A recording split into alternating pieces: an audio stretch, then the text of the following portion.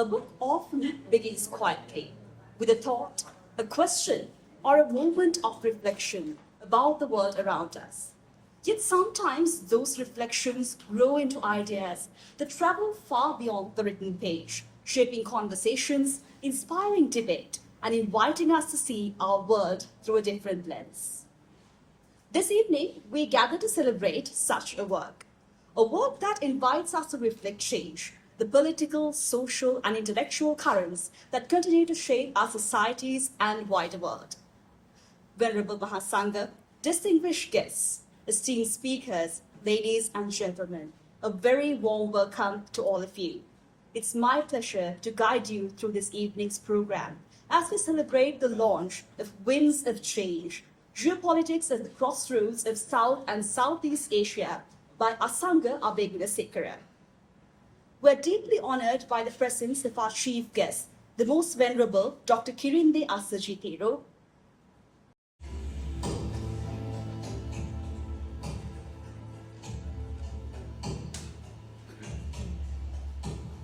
Civilizations do not disappear, they wake.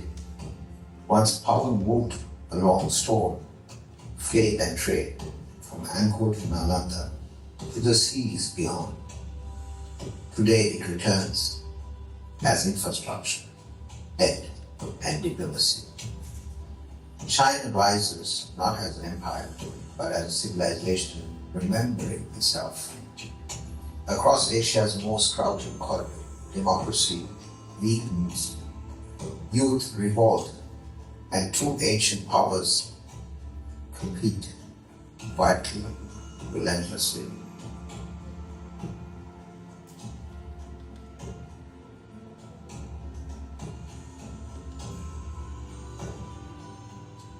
Power no longer arrives with armies, it settles through consent, through silence. I am Asanga Abeyagoonasekera. This is not a prediction, it is a reckoning. The future is being written where history never ended.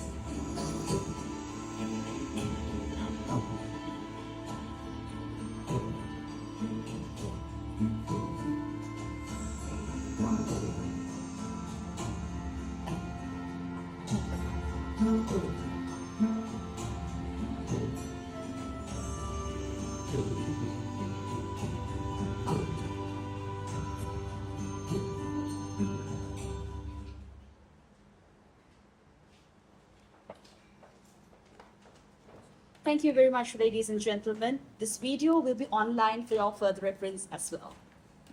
At this moment, we invite the author, Dr. Asanga Abeyagoonasekera, to present the copies of Winds of Change to our chief guests, Most Venerable Dr. Kirinde Asajitero, the distinguished invitees of today, and the distinguished authors of today.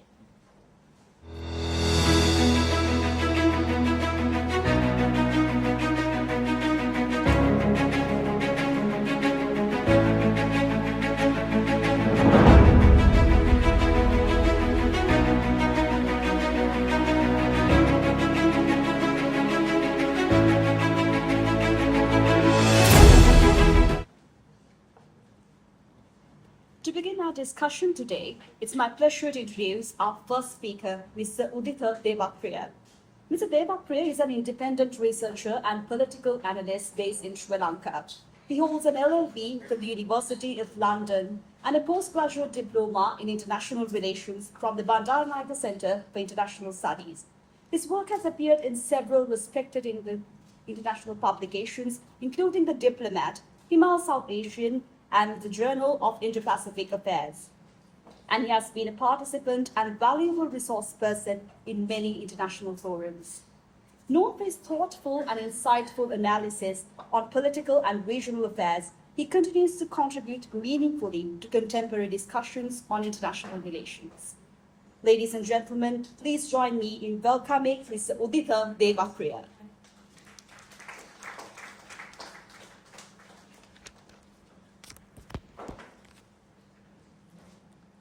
Am I audible?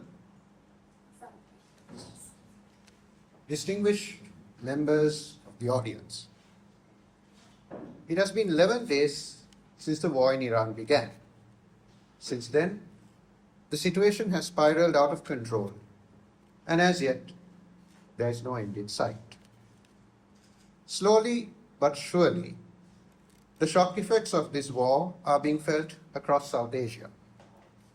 In India, for instance, hotel and restaurant owners in certain states are urging the government to address what they feel to be chronic shortages of gas. In Sri Lanka yesterday, the price of petrol and diesel shot up by more than 15 rupees a litre. In Bangladesh, universities have been asked to scale down operations to conserve fuel and electricity. All this raises an important question, which Asanga Abeyagoonasekera addresses in his book. Though written before the outbreak of hostilities in West Asia, that question is relevant now. What is the future of world order going to be? And how are the world's de facto powers, including India and China, going to adjust? This is a very important question. For much of the last quarter century, how India and China saw each other shaped the contours of geopolitics both in this region and outside. That relationship has been mediated by several factors, not least of which is the US presence in the Indian Ocean and the Indo-Pacific. Going by current trends, it is this relationship which will determine the course of world order and regional stability for the foreseeable future. The question that presents itself at this stage is simply whether both countries are willing to adjust to and accommodate one another as the world around them transforms. When talking about these two countries, Asanga Abeyagoonasekera invokes the idea, the notion of civilizational states. This is an important point. If you reconcile that idea with the notion that the future belongs to Asia and that power is pivoting to Asia, and of course that other continents, including Europe, are looking towards Asia, then it becomes clear that the future of the world cannot be written without a future for the relationship between India and China. The question then, ladies and gentlemen, is what is the future of this relationship going to be? Abeyagoonasekera is very clear that this relationship is fraught with internal tensions and contradictions. He engages in a lengthy analysis about each country, their strengths and weaknesses, and draws conclusions which may intrigue some and unnerve others. He questions received wisdoms about these countries which may well go against the grain of conventional domestic thinking.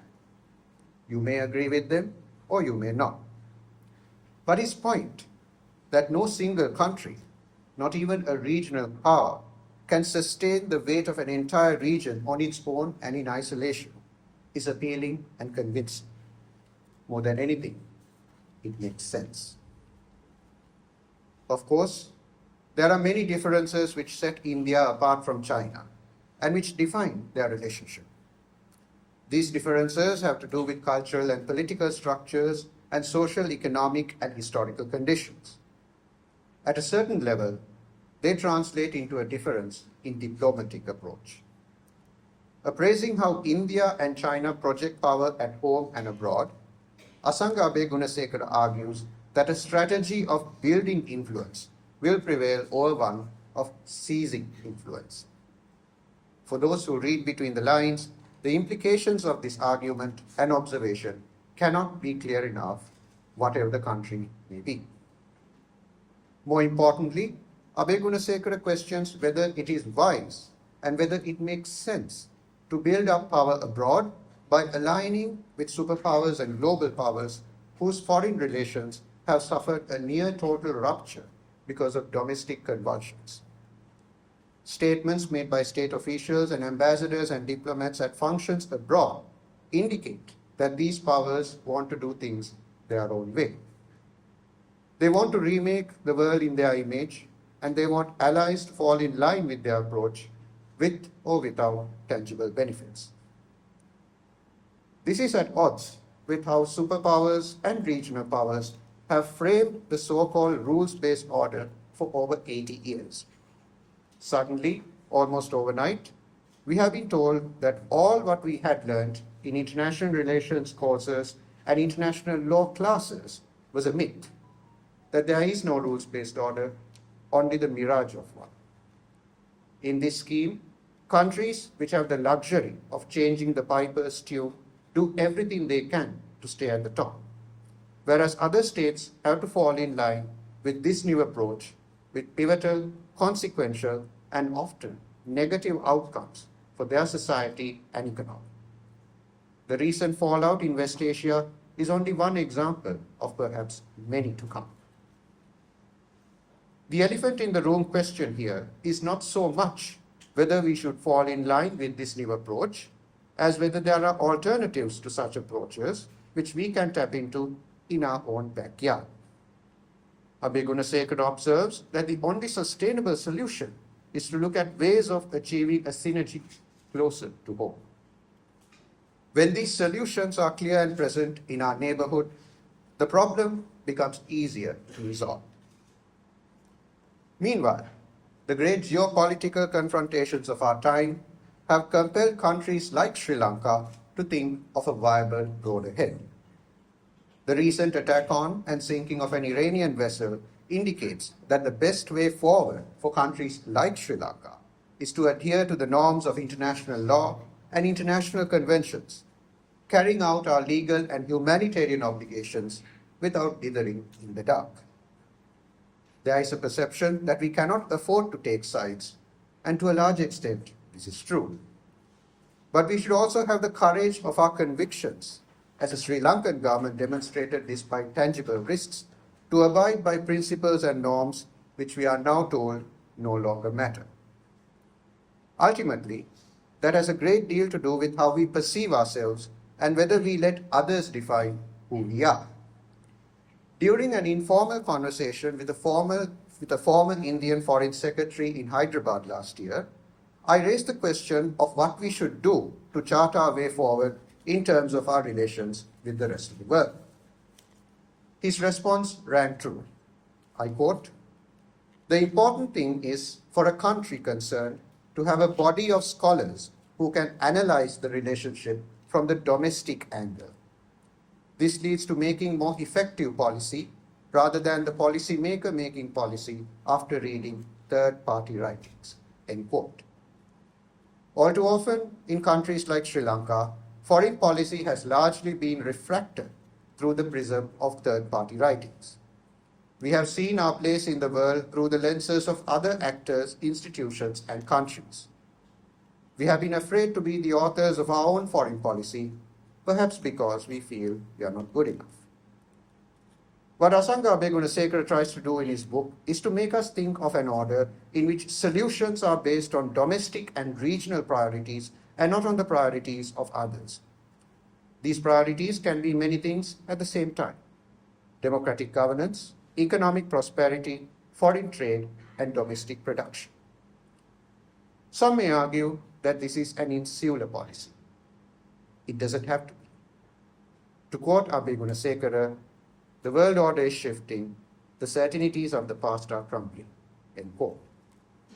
Against the backdrop of an uncertain future, the old order can no longer be relied upon. To invoke Mark Carney, today marks the end of a pleasant fiction. This is the morning after. Thank you.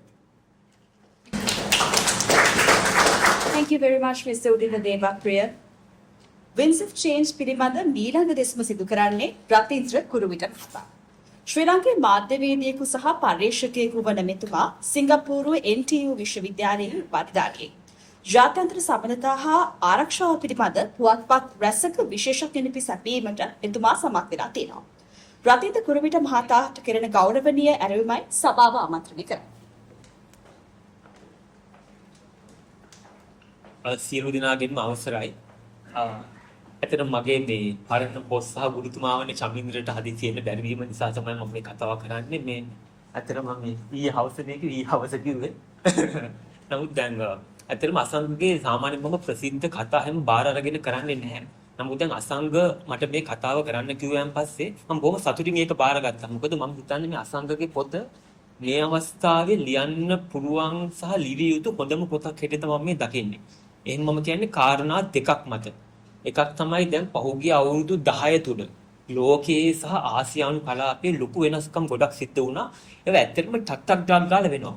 ඒ වෙනස්කම් කොච්චර ඉක්මනින් වෙනවද කියනවා නම් මම කියන්නේ දැන් මේ අපි හැමෝම මෙතන ඉන්නේ මේ දේශපාලනේ භූදේශපාලනේ ගැන උනන්දුවක් තියෙන අයනේ. නමුත් දැන් අපිට හරි මතක නැහැ. ඒ තරම් ඉක්මනට වැඩ වෙනවා. කියන්නේ සාමාන්‍ය මිනිස්සුන්ට කොහොමදත් මේ ගිය අවුරුද්දේ උනේවා මතක නැහැ.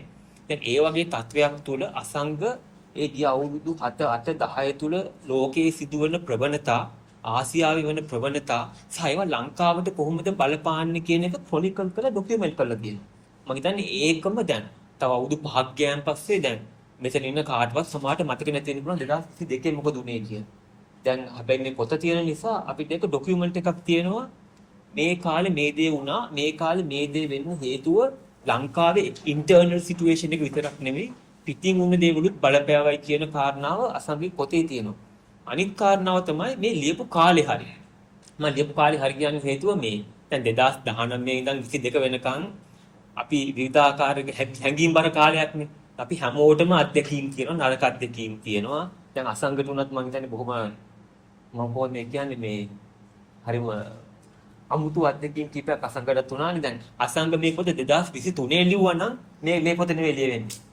දැන් අවුරුද්දක් ගිහිල්ලා 2024 25 26 කාලේ මේ පොත ලිවීම තුලින් අසංගට පුළුවන් වෙලා තියෙනවා. මම හිතන්නේ මේ අර එයා පොඩ්ඩක් මේ ස්ටෙප් බෑක් කරලා රැෂනල් විදියට හිතලා මේ කතා ටික පෙළගස්වන්නේ. මම හිතන්නේ ඒ කාරණා දෙක ඊටාම වැදගත්. මම හිතන්නේ අසංග කියන දෙයට අසංගගේ ඇනලිසිස් එකට මේ ඕගොල්ලෝ එකම නොවෙන්න පුළුවන්, වෙන්න පුළුවන්, එකම නොවන කාරණා තියෙන්න පුළුවන්, එක වෙන කාරණා තියෙන්න පුළුවන්. ඒකට පරිබාහිරව මම කියන්නේ මම අර කියපු කාරණා දෙක මතම විතරක් මේ පොත කියවන්න සහ ගන්න වටිනවා. ඒක තමයි මගේ කතාව. දෙවෙනි කාරණාව තමයි මෙතන අසංග කාරණා මම හිතන්නේ ගොඩක් දේවල් ගැන කියලා තියෙනවා. චීන ගැන, ඉන්දියාව ගැන, මේගොල්ලන්ගේ තරංගය, ගැටලුව, එක්සත් ජනපදය, ඔය සියලු කාරණා ගැන. නමුත් මම පොඩ්ඩක් ફોකස් කරන්න කැමතියි මේ අර අසංග කියනවා අර මේ මල්ටිපෝලර් වර්ල්ඩ් ඕඩර් එකක් ගැන. ඒ කියන්නේ අර මේ දැන් මේ තියෙන යුනිපෝලර් වර්ල්ඩ් එකෙන් මල්ටිපෝලර් වර්ල්ඩ් එකට අපි යනවනේ.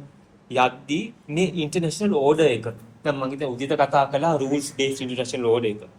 ඊට පස්සේ මේ ඕඩර් එකේ තියෙන විවිධ ආයතන, නීති පද්ධති, rules and regulations and procedures. මේවට මොනවද වෙන්නේ කියන එක ගැන ලොකු මිනිස්සුන්ගේ පොඩි තියෙන චකිතයක්. මේ මොකද මේකට වෙන්නේ? ඇයි එක්සත් ජාතීන්ගේ සංවිධානයේ තියාවු මොකද? ඇයි මේකට මොකද මේ ඩොනල්ඩ් ට්‍රම්ප් මොකද මේ වැඩේ කරන්නේ? ඔයයි කතා දැන් ගොඩක් මිනිස්සුන්ට යනවා නෝඩුවේ.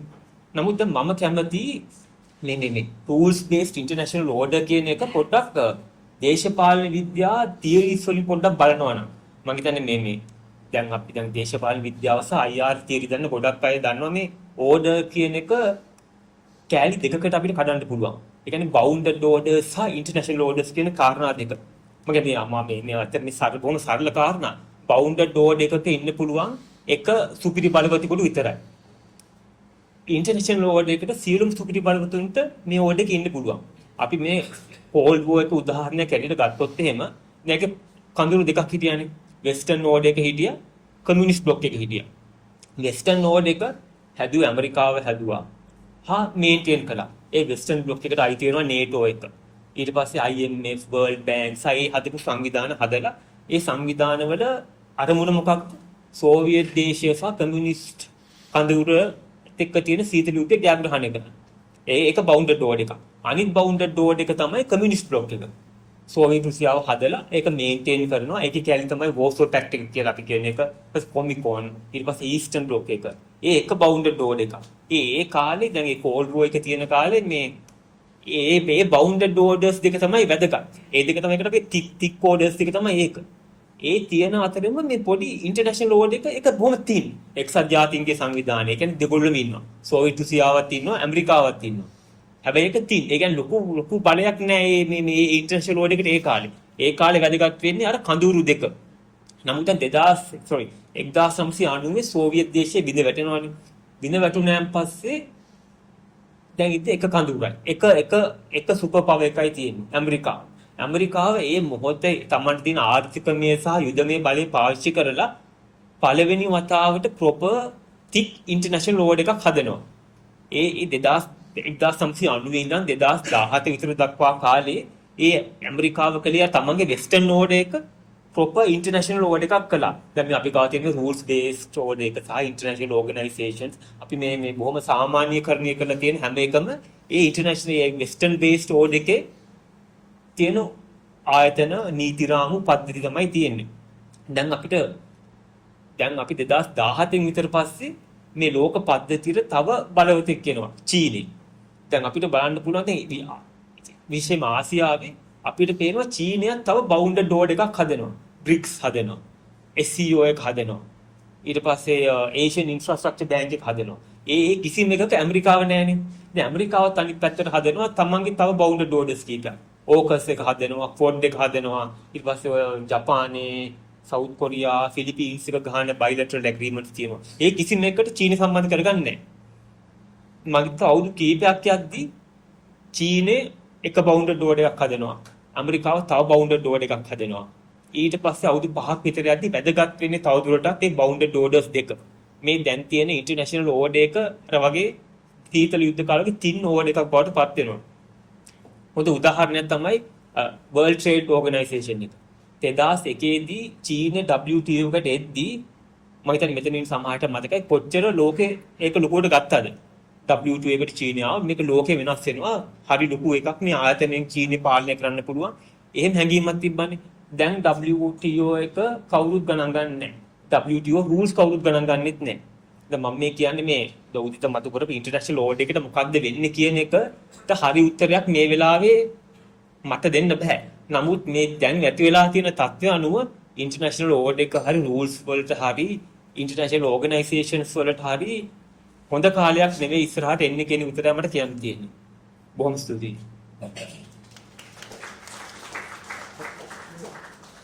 Thank you very much, Mr. Rathindra Kuruvita. Our next speaker hardly needs an introduction. Rajiva Wijesinha is a distinguished academic, author, and a senior political analyst. Educated at Oxford, Professor Wijesinha has made notable contributions to literature, politics, and intellectual discourse in Sri Lanka.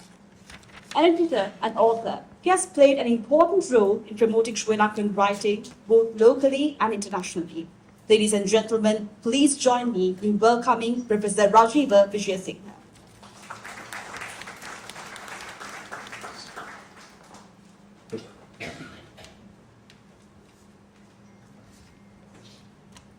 Thank you. I had actually written something to present today, but unfortunately I sent it to the island and asked them to publish it tomorrow. And instead they published it yesterday. It was very nice of them. And I'm glad Asanga approved of what I'd said. But that's one reason perhaps not sticking strictly to my script in case of you read it yesterday. But there's a second factor. When I was writing this, the war had started. And the war has just got more and more horrendous. One of the reasons I liked Asanga's book so much is that, like me, he tends to drop into literary and cultural discourse. Not very deep, but he's probably deeper than me. I tend to be superficial on that. But he starts with an account of Cambodia, Angkor Wat, a place that made a massive impression on me when I first saw it 35 years ago. And I think it had the same impact on him. But I want to just start with a line and a phrase and an incident that to me sums up the New World Order, which is in fact the Old World Order.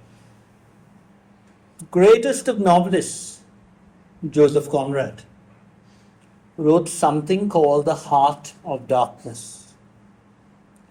And it ends with a man called Kurtz deep in the African jungle who had gone there with certain ideals to civilize the black Africans.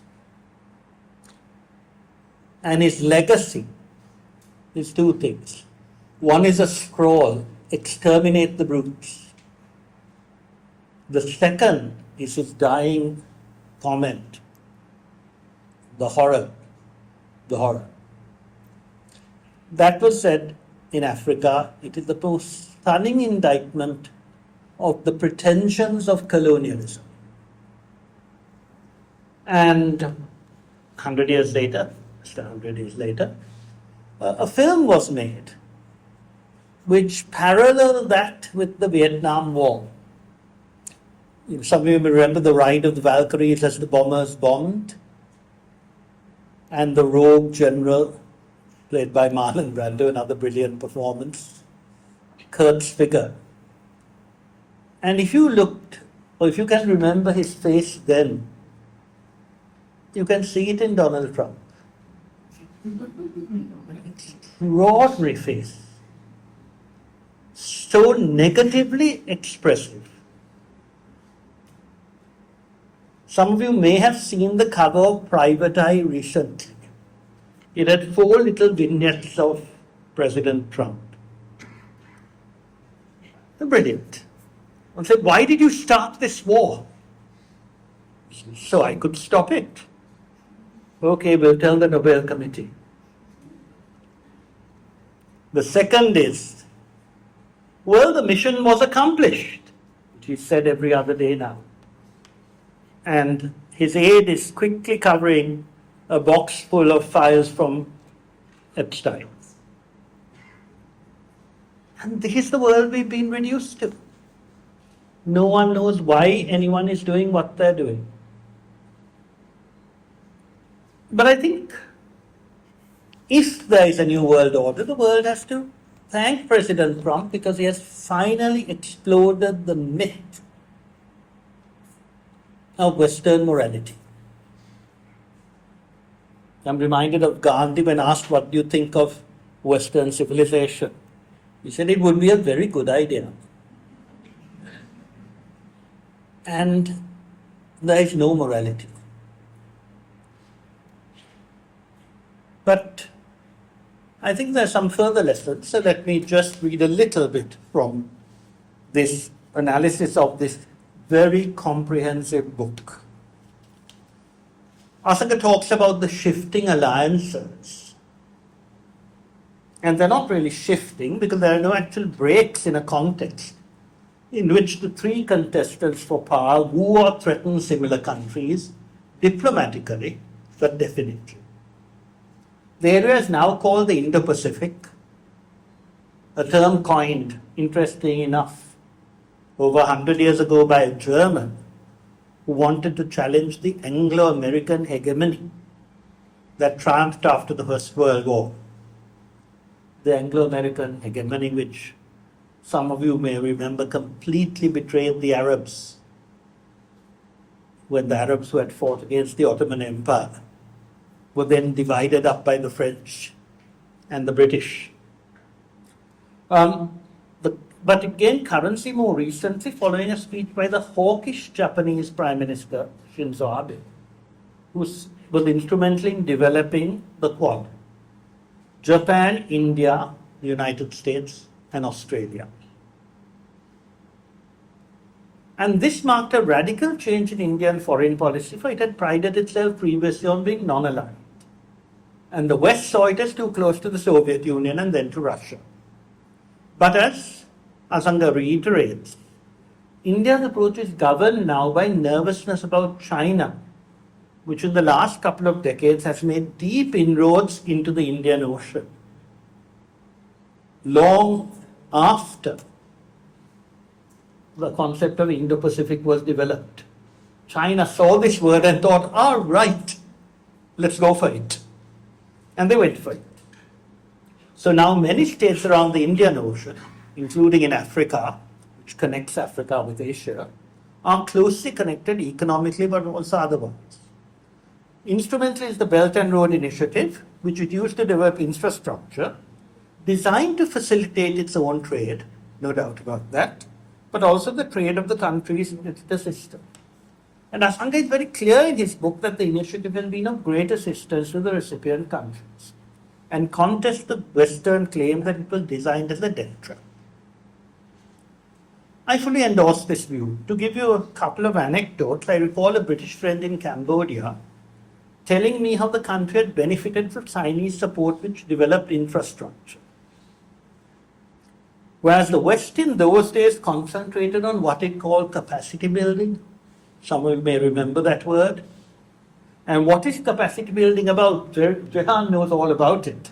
It's about supporting those who shared its views through endless seminars in expensive hotels. A practice with which we are familiar in this country too. And the hotels have done very well out of them. Soon afterwards, and this was as interesting, I met a very articulate taxi driver in Ethiopia who had come home from England where he had worked for many years, who described the expansion of the road network in Ethiopia, which was moving very quickly. This was 12 years ago. It had been neglected for years until the Chinese turned up. And I remember then a Dutchman at a conference talking about the sinister nature of a plane full of Chinese businessmen landing in Africa. Very worrying. And an African responded in irritation that the West had applauded the plunder of the continent by their own businessmen.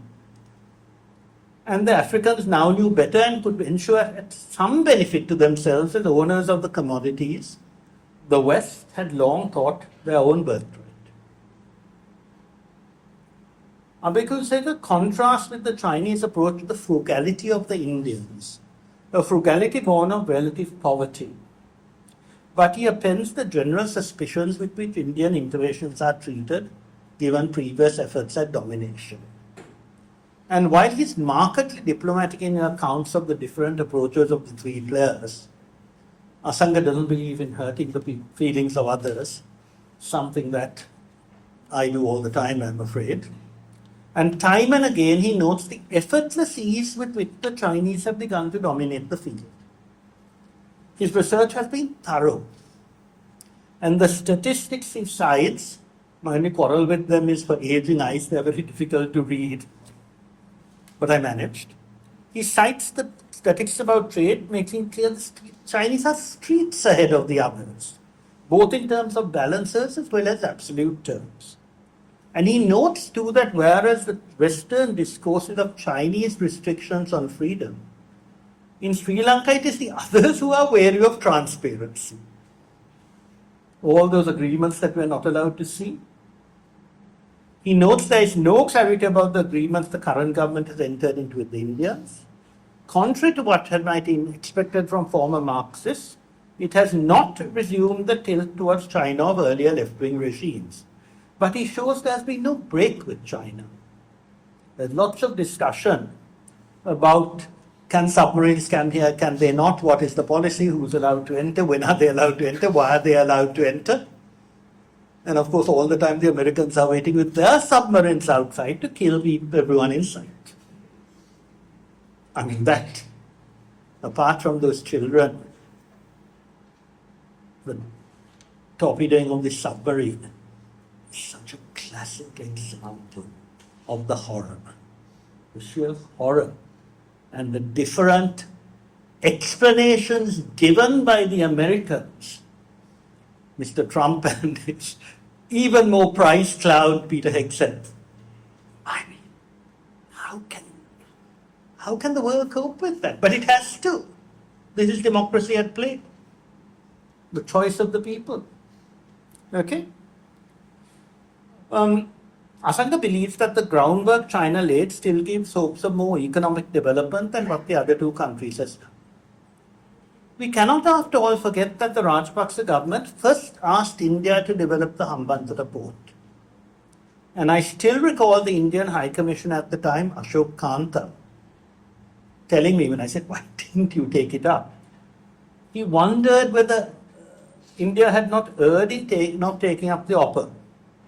And in a marked example of how individuals affect bilateral relations, I think our former foreign minister will mark the difference between the two high commissioners.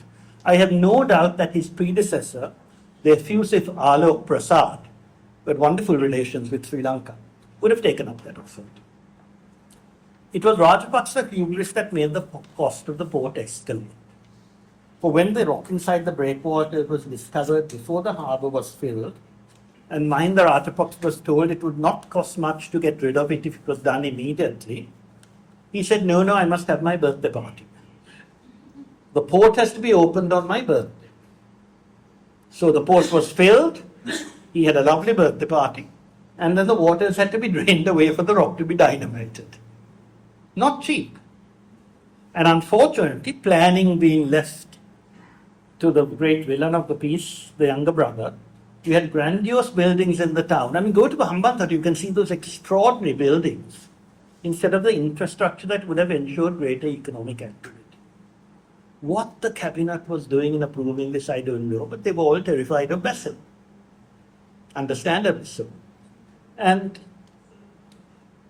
I'm proud that I left Mahinda Rajapaksa early, but I'm still very fond of him. I think the man was destroyed by relations, as indeed was Gotabaya a bit later, but that's another question. The error was repeated in spades with regard to Mattala. Though it was not in the right place, which was not the case with the Hambantota development, it was in the right place. Nothing was done to take advantage of the location. They found a desert and left it desert.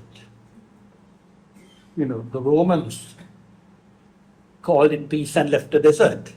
Mattala was a desert, is a desert, and shall be a desert. But it's been so easy to institute swift connections with the hill country, the east coast, the wildlife reserves. You can't get anywhere from Mattala without going round and round in circles. So easy.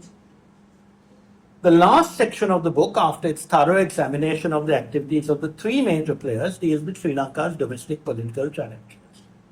Records politely but incisively the endless blunders that have brought us lower and lower. I told you he's a polite man, but if you read between the lines, though he highlights the callousness of politicians, he also notes how efforts to appease the West weakened what he describes as co-protections. Though there is much speculation about what exactly brought down Gotabaya Rajapaksa, not his government, for that in essence continued with a different leader. Perhaps the most far-reaching revelation in his book is Gotabaya's conviction that it was the CIA that destroyed him. Our politicians are not nuanced. He had said, no, India was very good to me. It was the CIA that killed me. As so often when the hidden hand of the West is identified, the local contributions are ignored. CIA has to work on the blunders of our politicians. So things like Gotabaya's absurd energy policy, his fertilizer policy, the ridiculous tax concessions with which his rule began. But that does not mean that there were no other players in the game. And I think Asanga makes that point. Gotabaya may have contributed to his own ruin, but he wasn't the only one. His problem is he thinks he didn't do anything wrong. I mean, he did. Ironically, his accusations against the United States occur after a startling passage. It's well worth looking at that, in which Asanga declares that the fatigue gripping the nation, the United States, not us, is deeper than weariness. It is a spiritual exhaustion, a slow erosion of belief. Rising prices, policy paralysis, and a fractured foreign policy have left America adrift. Inflation haunts them like a spectre. Are we talking about America, about Sri Lanka, about India, or England? While the immigrant crisis stirs frustrations in communities already stretched to their limits.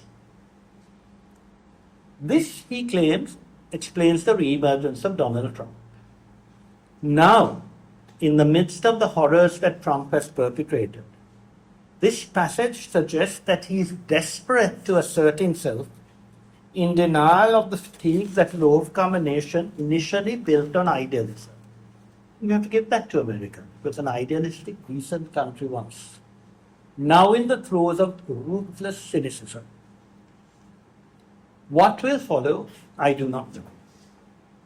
but the manner in which India's slavishness to the bullying of Netanyahu and Trump has destroyed the moral stature that India once had, and that India had for many years after independence, whatever its weaknesses, people looked up to it morally.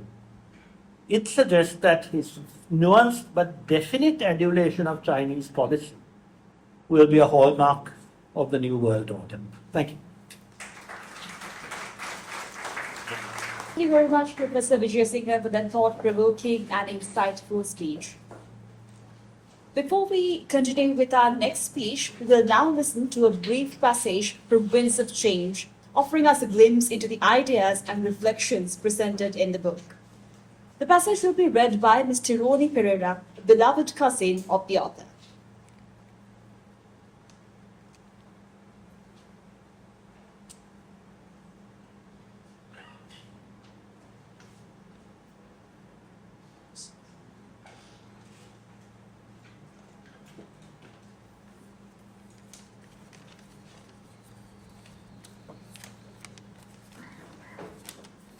Chapter 1, page 2.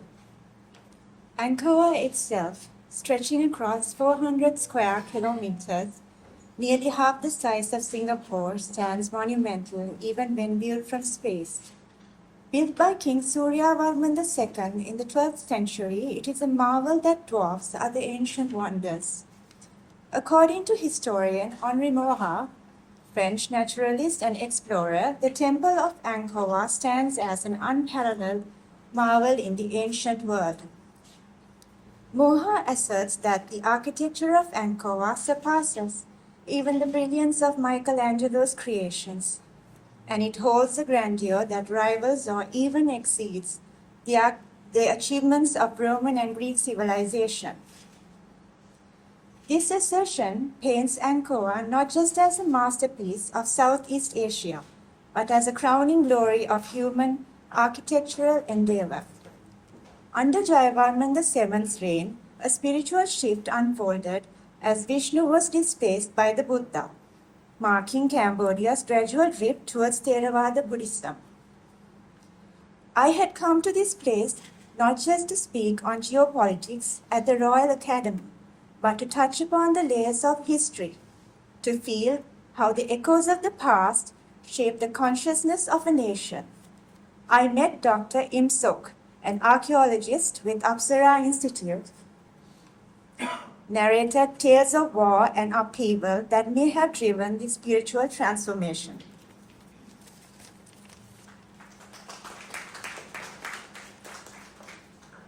Thank you very much, Ms. Jehan Perera. Our next speaker is Jehan Perera, Executive Director of the National Peace Council of Sri Lanka. Dr. Perera holds a doctoral degree of law from Harvard Law School and a bachelor's degree in economics from Harvard College. He is widely respected for his long-standing work in peace building, reconciliation, and public policy. In recognition of his contributions, he was awarded the National Award for Peace, Tolerance, and Harmony by the Interfaith Harmony Foundation of India.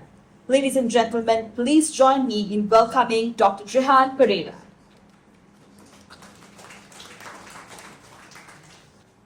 First of all, I'd like to thank Asanga for giving me this honor of addressing a very distinguished audience. Many of you would also presumably give reviews of Asanga's book. Asanga's book is his current magnum opus. But I'm sure it will not remain long, his magnum opus, because I think he will be soon writing another book. He has written so many books and done so much good research. If you read his book, you will find he has met so many people and detailed anecdotes about those meetings, which are very valuable. I thought that having this opportunity, I should use the insights in Asanga's book to deal with the issues, the most burning issue facing our country at the present time, with regard to foreign policy and, in fact, the crisis in the world. I approach it in this way maybe our president also has approached. In one of his statements, our president said that we work with everyone, but always with a single purpose: a better world for Sri Lankans in a better world for all. So it is in that spirit that I am going to now make my presentation. It is a pleasure to be here this evening at the launch of Winds of Change. The title of the book is very appropriate for the times we are living in. All of us can sense that the world is in a major period of transition. The international system that we grew up with appears to be changing. Old assumptions are being questioned. And maybe that is also good, because it is not that there was always justice and fair play in the world. We were beguiled into thinking that that was the way it is. Now, the realities are being exposed in the raw. But that is the world we are living in. And it is in that context, recognizing that reality, that this is a world where there are one set of rules for the powerful and another for those who are less powerful, just like there are in the legal system in our own country, in any country. So we have to make the best of it and try and improve the situation. For a country like Sri Lanka, the changes that are taking place are not distant ones, because our location in the Indian Ocean, the currents of global politics flow very close to us. What happens in the wider world inevitably affects our security, our economy, and our political choices. This is why Winds of Change is such a timely book. It attempts to place Sri Lanka's recent political and economic experience within the wider transformation that is taking place internationally. One line in the book struck me particularly. Asanga says, geography may shape a country's circumstances, but governance determines whether geography becomes a liability or an opportunity. This observation goes to the heart of Sri Lanka's situation and the choices that we also must make. We cannot change our geography. We sit at the center of the Indian Ocean sea lanes, between major powers and at the crossroads of global trade. But how we manage our geography depends very much on ourselves, on the strength of our institutions, the quality of our leadership, and our commitment to democratic values and the rule of law. Recent events involving the Iranian naval ship Dina has reminded us how real these geopolitical pressures can be. But what is remarkable about this incident is the reaction within Sri Lanka. In a country in which public debate is often very divided, there has been a rare sense of agreement that Sri Lanka did the right thing. Across the political spectrum and across different sections of society, with no division of ethnicity or religion, there has been a recognition that responding to the distress call of the Dina was the correct decision. The reasoning is straightforward. Sri Lanka acted according to humanitarian principles and international law. Under the United Nations Convention on the Law of the Sea, countries have an obligation to assist anyone in distress at sea. When lives are at risk, questions of nationality or politics should not determine our response. And our foreign minister asserted that in an interview in the international media, where he repeatedly said one thing when he was asked the question. He said, we will follow the UN Convention. We will follow international law. We will not take sides. We will do the humanitarian thing. He repeatedly said that. Maybe not the most eloquently, but That was the main point. And the interviewer, who was probably trying to trap him, could not proceed any further.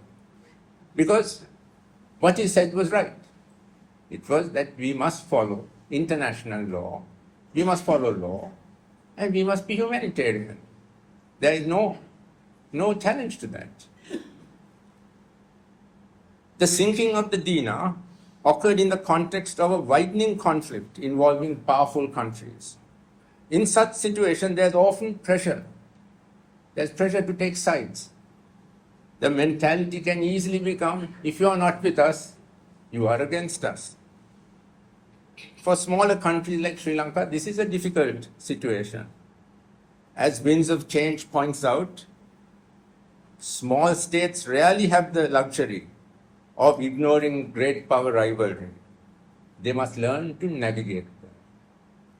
This is precisely the challenge that Sri Lanka faces today. Asanga also reminds us in his book that Sri Lanka sits at a strategic intersection of the Indian Ocean. He notes that the geopolitical competition in this region is intensifying, and countries like ours are increasingly finding ourselves caught between different pressures. But the book also makes an important point about how small countries should respond to this situation. He says, for smaller states, international law is not an abstract principle. It is often their only protection. This is a truth that we understand. We do not possess the military strength of the major powers. We cannot impose our interests on the world by force. What we depend on instead is the existence of a rules-based international order where all countries are expected to follow agreed norms. It may be the case that other countries are not following it, but the best thing that we can do is to follow them.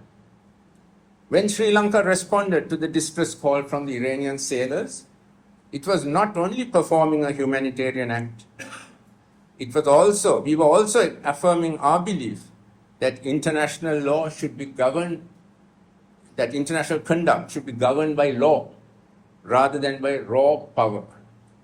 The belief in international norms has long been part of Sri Lanka's diplomatic tradition.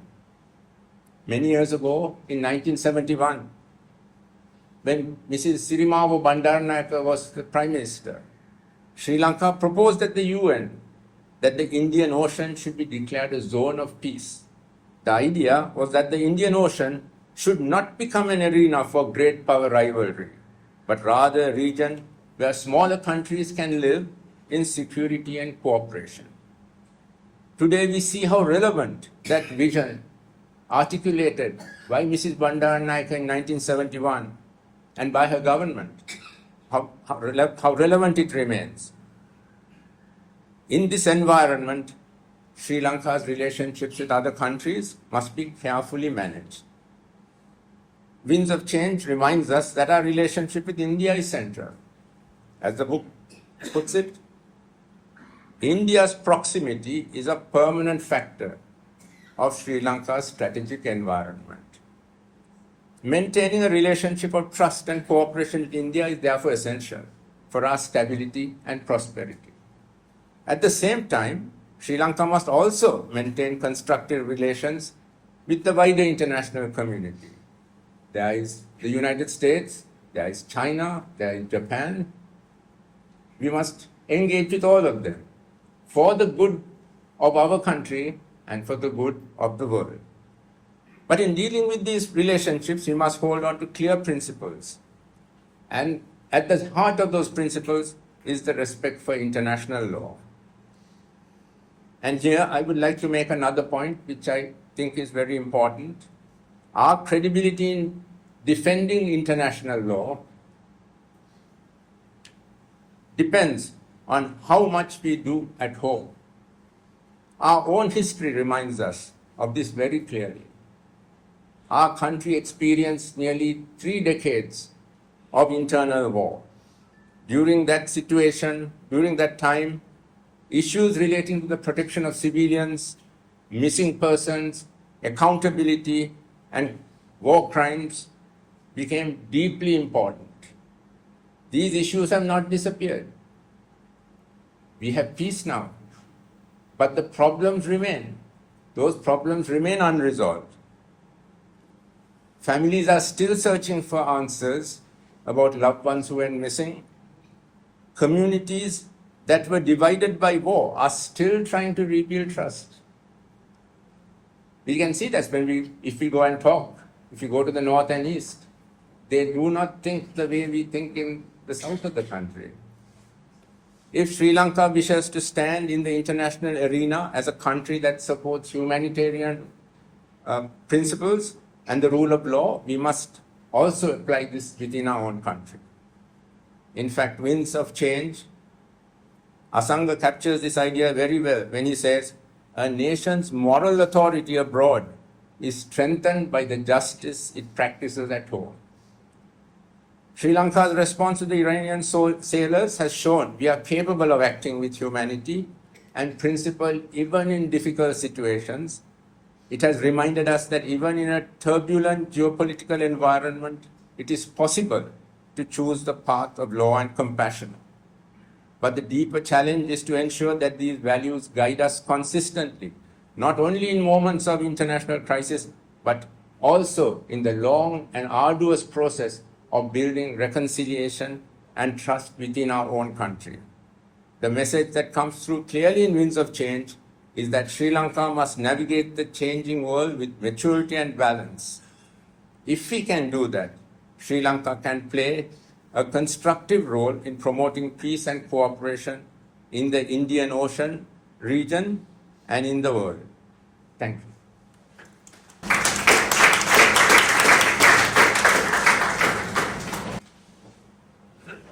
Thank you very much, Dr. Perera. And finally, it's my pleasure to invite the author of Winds of Change, Dr. Asanga Abeyagoonasekera. Dr. Abeyagoonasekera is an internationally recognized strategic thinker, policy analyst, and author whose work focuses on geopolitics, global security, and international affairs. Through his research and writing, he has contributed significantly to discussions surrounding Sri Lanka's role within the evolving global order. This evening's gathering celebrates not only the publication of a book, but also the conversations and reflections it encourages. මීළඟ දෙසුම සිදු කරන්නේ ආචාර්ය Asanga අබේගුණසේකර.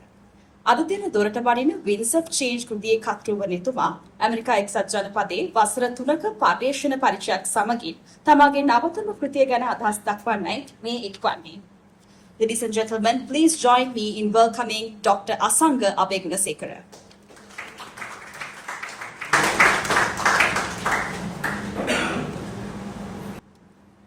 Good evening to everyone. සියලු දෙනාම සුබ සන්ධ්‍යාවක් පූජ්‍ය කෙරෙන්නේ අසජී ස්වාමීන් වහන්සේ සම්භාවනීය අමුත්තන්තුළු සියලු දෙනාගේම අවසර මම හිතන්නේ ප්‍රථමයෙන් මා ස්තුතිවන්ත වෙනවා මේ මගේ පොත විශ්ලේෂණය කරපු ආචාර්ය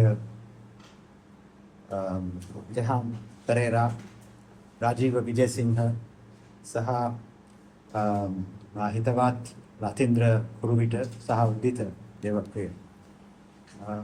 Mahidane Vishleshana Rashyak, Idripat Kalatibenava, Puat Patmala, Saha Anekut Madhyoda, Mange Hamadenatama Studivantuno. Mesalave Siak Pamana Tibene. මම ගොඩක් කට්ටිය පිටිපස්සේ හිටගෙන ඉන්නවා. ඒකින්ද මම ප්ලෑන් කරේ 100කට වගේ. දැනත් මට සමා වෙන්න ඕනේ. මේ ශාලාව දුන්න පිරිසටත් ස්තුතිවන්ත වෙනවා. සහ මේ පොතේ ඇක්නොලෙජ්මන්ට් එක කියන්නේ ප්‍රථමයෙන් තියෙන්නේ මම විසින් මේ පොත කරන්න මට උපකාර කරපු ආධාර කරපු පිරිස මේ රටවල් ගණනාවක් මේ ස්ලයිඩ් එකේ තිබෙනවා. ඒ රටවල් වල පුද්ගලයන් තමයි මේ ව්‍යාපෘතියට මුදල් දුන්නේ. ඩොලර් 15000ක් විතර මේ පොතට මම එකතු කරා. වසර 3ක කාලයක් තිස්සේ ඒක GoFundMe. ඒ කියන්නේ මේ හැම දෙයක්ම transparently ඒ දුන්න උදවියගේ නමුත් තියෙනවා. මට විශාල ප්‍රමාණයක් මුදල් ලැබුණේ මගේම මිත්‍රයෙක් දැන් ඔස්ට්‍රේලියාවේ ඉන්න පෝසත්ම පුද්ගලයා වෙලා ශ්‍රී ලාංකිකයෙක්. ඔහේ මමයි විශ්වවිද්‍යාලේ යන කාලේ අපි දෙන්න එක බිල්ඩිමක් මේ part time ක්ලීන් කරා. ඔහුගේ නම රොෂ් ජාලගේ.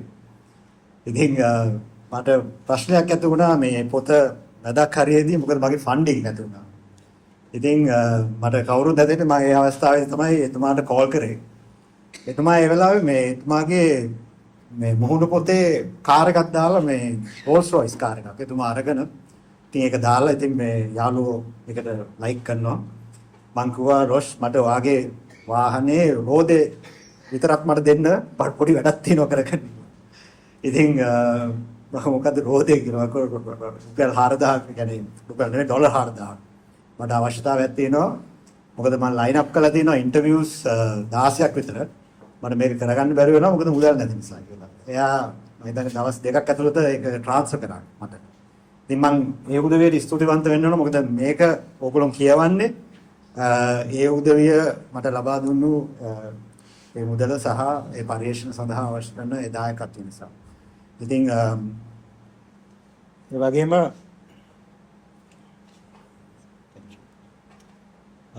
මේ පොත පිළිනමලා තිබෙන්නේ මම කුඩා කාල සිට මට බුදු ධර්මය ඉගෙනුණු කිරින්ද අසජී ස්වාමින් වහන්සේ සහ මගේ මම වැඩ කරන ස්ථානයේ ජෙරොම් සීග්ලන් ඔහු තමයි ෆවුන්ඩර් මිලේනියම් ප්‍රොජෙක්ට් එකේ. මම වසර ගණනාවක් තිස්සේ ඔහු ගැන කියවලා තිබෙනවා. මෙහි ලක්ෂ්මන් කදිරගම ආයතනයේ ඉන්නකොට තමයි මම ඔහු ගැන කියවුවේ. ඔහු ගැන කියවුවේ මොකද මම ඔහුගේ මිත්‍රයෙක්ට කැමති නිසා. ඒ කියන්නේ ඔහුගේ මිත්‍රයෙක් ගැන මම අහලා තිබෙනවා. ඒ වගේම ඔහුගේ පොතක් මම කියවලා තිබෙනවා. ඒ පොත ඇවිල්ලා තර්මෝ ඩයිනමික් නියුක්ලියර් වෝර් පිළිබඳව ලියපු පළවෙනි පොත 1960. එයාගේ නම හර්මන් කාන්. එතුමා තමයි හඩ්සන් ආයතනය නිර්මාතෘ.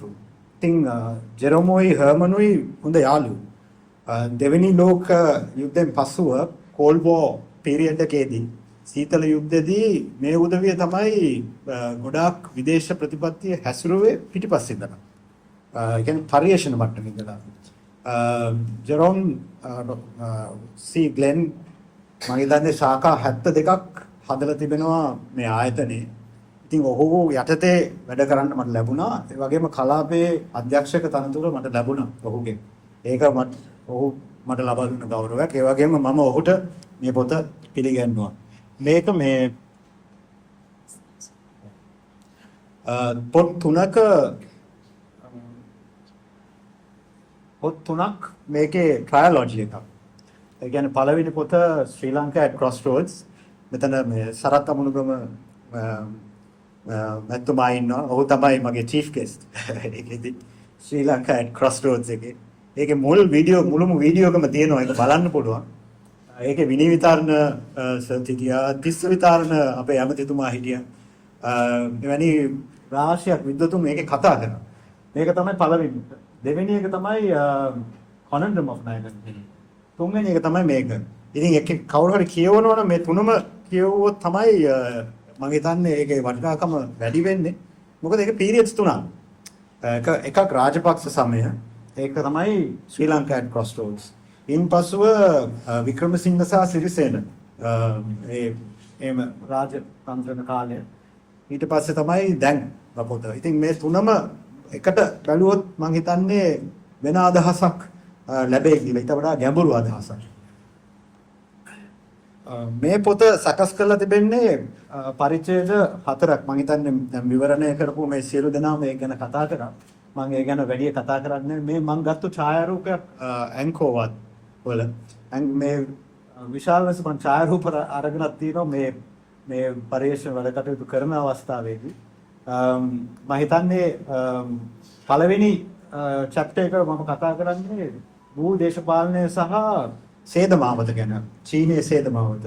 ඒ කොහොමද නැගෙනහිර ආසියාවට සහ දකුණු ආසියාවට කොහොමද මේ සේදමාවත සහ ඉන්දෝ-පැසිෆික් කියන මේ සංකල්ප දෙක බලපාන්නේ කියලා. ඒ කුඩා රටවල් සහ මධ්‍ය පරිමාණ රටවල් කොහොමද චීනය සහ ඉන්දියාව දකින්නේ කියලා. මේ බල ඔවුන් බල අරගල සහ එම රටවල් වල ඒ සංකල්ප බලන්න කොහොමද.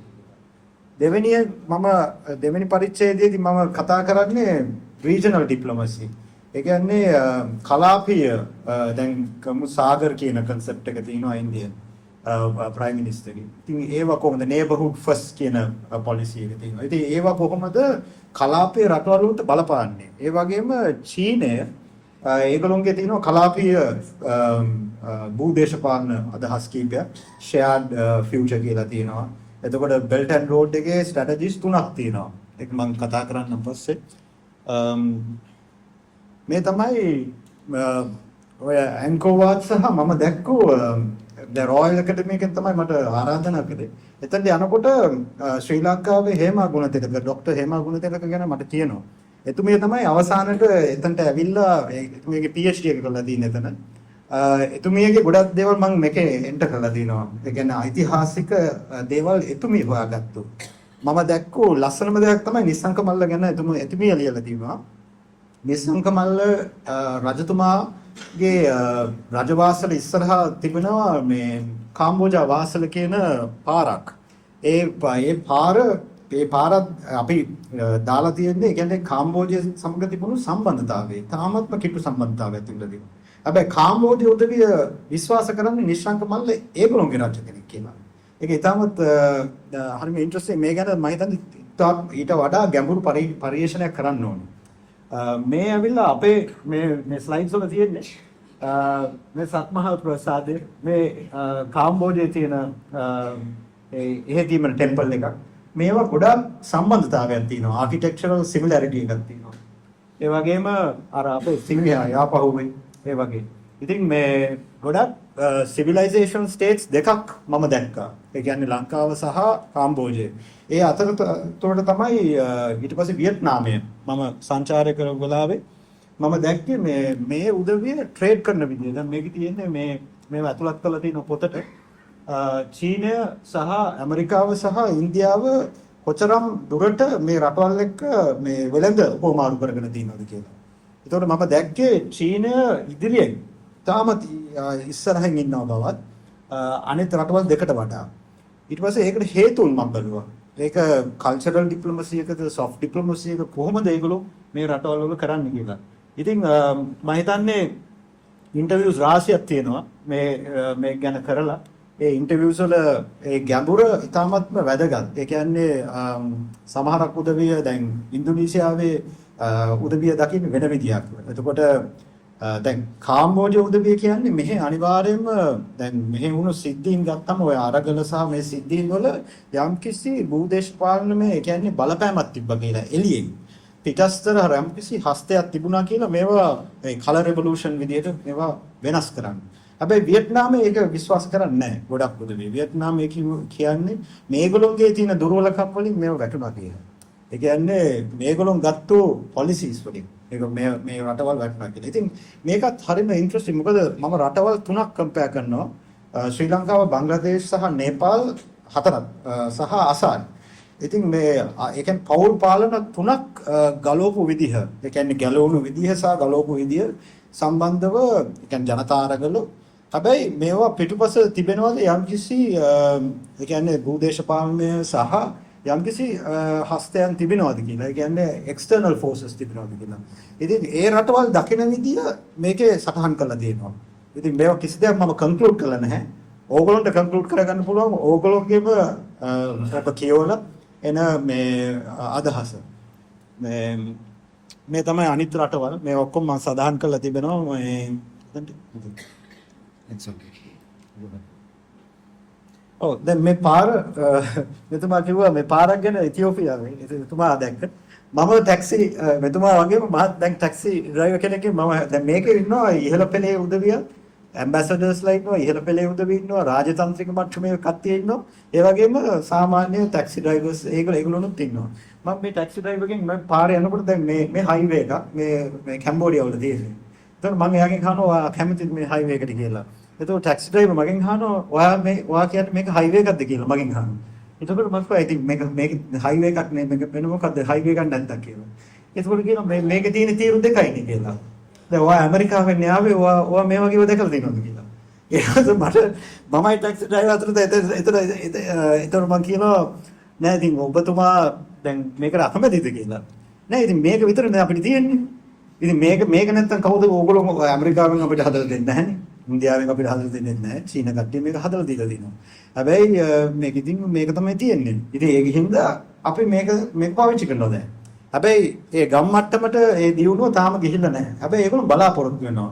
විශාල බලාපොරොත්තුවක්. දැන් මෙහෙත් මම දැක්කම දැන් මෙහෙ ගත්තොත් දැන් හම්බන්තොට හයිවේ එක ගත්තා. මත්තල දැන් ඒගොල්ලෝ හදලා තියෙනවා මේ මත්තල වගේ විශාල සියම් රිප් එයාපෝට් එක. එතකොට අපේ වගේම තියෙනවා මේ දැන් මේ පෝට් සිටි එක වගේම තියෙනවා සියම් කෝවිල් කියලා. එතකොට ස්පෙෂල් ඉකොනොමික් සෝන් එකක්. දැන් ඒගොල්ලෝගේ එක සම්පූර්ණයෙන්ම ක්‍රියාන්විතයි. ඒ කියන්නේ කිසිම හිඩසක් නැහැ ඒ සියම් කෝවිල් වල.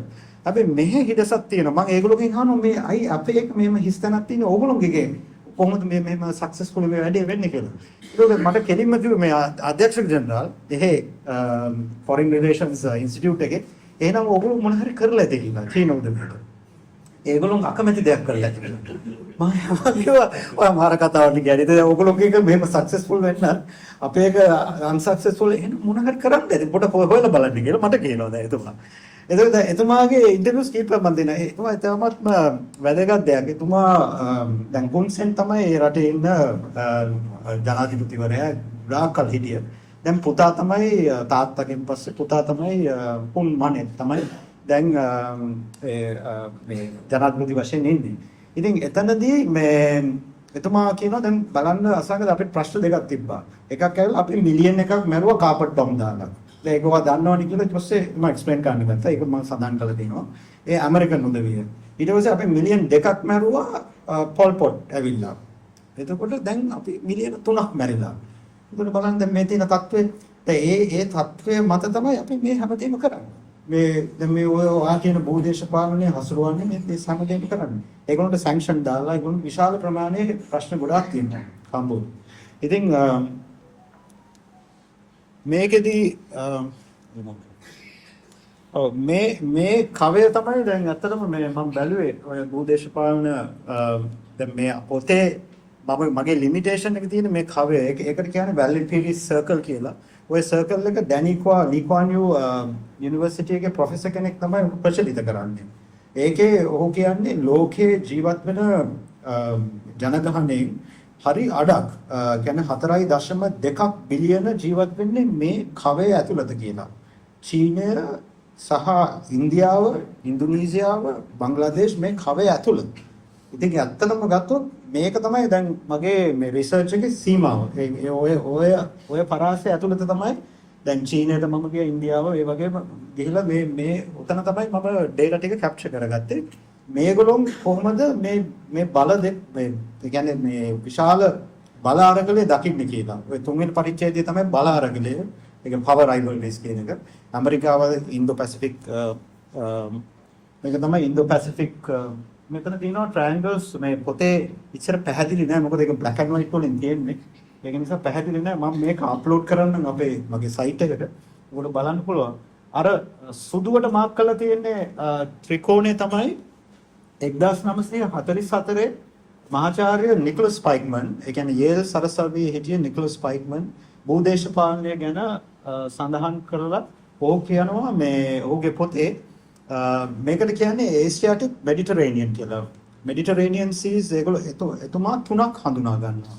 ආසියාටික් මෙඩිටරේනියන් කියන්නේ ඔය ට්‍රයැන්ගල් එක කියලා. දෙවෙනි ට්‍රයැන්ගල් එක ඇවිල්ලා මෙඩිටරේනියන් එක, ඊන්පස්සු තුන්වෙනි ට්‍රයැන්ගල් එක තමයි ආර්ක්ටික් මෙඩිටරේනියන් එක. මේ ට්‍රයැන්ගල් එකෙන් තමයි ඉන්ඩෝ-පැසිෆික් කියන එකේ කෝ එක හොයාගත්තේ. ඒ කියන්නේ මෙතන තමයි කන්සන්ට්‍රේෂන් එක, මේක හાર્ට් එක. මේක කවදාක්වත් යන්න ඉඩ නොදෙන්න ඕනේ කියන එක තමයි ඇමරිකාව තීරණය කරේ. ඔය ස්පයික්මන්ගේ අදහසක් තමයි මම දැක්කේ. ඔය රතුවට දාලා තියෙන ඔය මම මාක් කරලා තියෙන ට්‍රයැන්ගල් එක කොහොමද චීනය මේ ට්‍රයැන්ගල් එකෙන් ඔබට ගිහිල්ලා එක කොනක් සොලමන් අයිලන්ඩ්ස් පැත්තේ, අනිත් කොන නේපාලයේ, අනිත් කොන මාලදිව වෙන. මෙවැනි ඒ කියන්නේ චීන බල ප්‍රදේශයක කොහොමද විසිරෝලා ගිහිල්ලා තින්නේ මේ ට්‍රේඩ් එකත් සහ අනිකුත් ඒ කියන්නේ භූදේශපාලනමය පරයාසයන් කොහොමද ව්‍යාප්ත කළ තියෙන්නේ කියන එක. මේකෙදී සඳහන් වෙන්නේ ඔය රීජන් එකේ කොහොමද ඩිප්ලොමසි එක කරේ කියලා. මේ රටවල් කියන්නේ ඉන්දියාව, චීනය සහ දකුණු ආසියාව සහ නැගෙනහිර ආසියාවේ ඒගොල්ලෝගේ ඒ කියන්නේ රීජනල් ඩිප්ලොමසි එක කොහොමද කොයි ආකාරයකට කරේ කියලා. මේකෙදී ඉතින් අර ඓතිහාසික වචන ඒ කියන්නේ සුයි ඩිනාස්ටි එකේ තියෙනවා ලී ක්‍යාන් කියලා උදාහරණයක් ලෙස. ඒක කියන්නේ splitting the strong while cooperating with the weak. ඒ අදහස මම යොදවන්නේ ඉන්දියාවට. ඔය චීනේ යොදවලා තියන්නේ ඔය splitting the strong කියන්නේ ඉන්දියාව. එතන මම දකින්නේ ඒක සක්සස්ෆුලි කරලා තියෙනවා චීනේ. ඒකින්ද තමයි ඔය නේබර්හුඩ් එක ඉන්දියාවේ නේබර්හුඩ් එකේ කවුරුත් ඉන්දියාවට ග්‍රේට් කියන්නේ නැහැ. ඒක මට තිබුණ ලොකු ප්‍රශ්නයක්. ඉන්දියාව ගැන ග්‍රේට් කියනවා. ඉන්දියාව වටේ ඉන්න එක්කෙනෙක්වත් කියන්නේ ඉන්දියා is great කියලා. ඉතින් මම ඒක ඉන්දියාවේ උදවියට කිව්වා අපි කොහොම හරි මේගොල්ලන්ට කියලා අපි ග්‍රේට් කරගමු කියලා මේ වැඩේ. මොකද එළිය කට්ටිය ග්‍රේට් කිව්වම නේ වඩා හොඳ කියලා. ඉතින් මම හිතන්නේ මේ ටැක්ටික්ස් මේගොල්ලෝ යූස් කරනවා. ඉතින් අපි ඇත්තටම දැනගන්න ඕනේ කලාපීය රටවල් වශයෙන් කොහොමද මේ ඉන්දියාවට උදව් කරන්න කියලා. මේ අවස්ථාවේ සහ අපේ උදව් අපිත් අපේ දේ කරගන්නේ කොහොමද කියන එක අපි දැනගන්න ඕනේ. අනිත් උදවියකට දොස් නොකිය දැන් ගොඩක් කට්ටිය කියනවා අපේ රට වැටුනේ අපි හරියට හිටියේ නැති නිසා කියලා. මම ඒකට එකග වෙන්නේ නැහැ. කොහොමවත් මගේ සබ්ජෙක්ට් එක අනුව මට එකග වෙන්න බෑ. මොකද මම බලන්නේ පිටින් එන බලවේගනේ. ඉතින් පිටින් වෙන බලවේග මම දකිනවා විශාල ප්‍රමාණයක් ලංකාව තුල තිබෙනවා කියලා. ඒ නිසා අපේ මිනිස්සු හොඳට හිටියේ නැති නිසා මේ රට කඩාම් වැටුණා කියන එකට මට විශ්වාස කරන්න බැරි කරුණක්. ඒක මට මම හිතන්නේ මේ පොතෙන්ම සඳහන් කරන්න පුළුවන්. මොකද ඇත්තට අපි ඉදිරියෙන් ඉන්න රටවල් මම දකින්නේ ශිෂ්ටාචාර රටවල්. අපි කොහොමද දුප්පත් උනේ කියන එක මට ලොකු ප්‍රශ්නයක්. දැන් කාම්බෝඩිය උදවිය ගොඩක් දුප්පත්. අපිත් 20%ක් කියනවා 30ක් කියනවා. අපි දුප්පත්. එතකොට දැන් කොහොමද මේ ශිෂ්ටාචාර රටවල් දුප්පත් උනේ කියලා. අනිත් ප්‍රශ්නේ මම දකින්නේ දැන් අපි යුද්ධ කරලා තියෙනවා. දැන් එකක් මම හොයාගත්තා අපි එළිය කරලා තියෙන යුද්ධ මොනවද කියලා. රට ඇතුළේ නෙවෙයි එළියේ. අපි එක යුද්ධයක් කරලා තියෙනවා කසුන් පෝට් එකේ මියන්මාර් වල යුද්ධ ජයග්‍රහණයක්. ඒ රජතුමාගේ කාලේ 12 වෙනි සියවසේ අපි ගිහිල්ලා කසුන් පෝට් එක අල්ලලා අපේ අපි සඳහන් කරනවා. ඒ සෙල්ලිපියේ පැහැදිලිව තියෙනවා අපි කියනවා මේ ඒ ට්‍රේඩ් වලට අපිට කරදර නොකරන්න කියලා. ඉතින් එවැනි බලයක් තිබුණු රටක්. ඒකයි. ඉතින් ඓතිහාසිකව. ඉතින් කොහොමද අපි දුප්පත් උනේ කියලා. ඉතින් ඒක මම හිතන්නේ මම මේ පාඨකයින්ට ඒ ප්‍රශ්න යොමු කරනවා. ඕගොල්ලොම මම හිතන්නේ ඒ ඇනලිසිස් එක ඕගොල්ලොම කරගන්න ඕනේ. කොහොමද ඇත්තටම මේ තත්ත්වයට ආවේ කියලා. බටහිර බලපෑම්ද කොලොනියල් ඉතිහාසයේද එහෙම නැත්නම් අපිට 30 අවුරුදු යුද්ධයක් තිබුණා මේ ප්‍රශ්න බාහිර බලපෑම් නිසාද කියලා. මේ තමයි චීනයේ ව්‍යාප්ත වෙලා තියෙන විදිය. ඒ කියන්නේ දැන් මේ 2003 මැප් එක ඔය රතුවෙන් තියෙන චීනයේ තිබෙන ට්‍රේඩ් අනිත් රටවල් එක්ක. දැන් මේ 2023 බලන්න මේ වෙනස මේ ලෝවි ඉන්ස්ටිටියුට් එකෙන් මේ රිසර්ච් ඉන්ස්ටිටියුට් එකෙන් මට මේ මැප්ස් දෙක දුන්නේ. ඒගොල්ලෝ පෙන්නනවා ව්‍යාප්ත වෙලා තියෙන විදිය. චීනයේ දැන් ඒකින්ද තමයි මේ දැන් තිබෙන ප්‍රශ්නේ කොච්චර සම්බාධක දැම්මත් කොච්චර මේවා කරත් චීනෙට පුළුවන්. ඒ කියන්නේ ඉදිරියෙන් ඉන්න. මොකද මේ දැන් පළවෙනි අවස්ථාවේදී සම්බාධක දානකොට සප්ලයි චේන්ස් රීරූට් කරා. ඒගොල්ලෝ කියන්නේ සමහරක් සප්ලයි චේන්ස් නැගෙනහිර ආසියාවට ගියා. වියට්නාමයට ගියා. තුමේ ඒක හරහා එවුවා. ඊට පස්සේ ඇමරිකාව දැන් පොඩ්ඩක් ඊට වඩා පොඩ්ඩක් කපටි වෙනවා. ඒගොල්ලෝ කියන්නේ රීරූට් කරන රටවල් වලට සම්බන්ධ දානවා.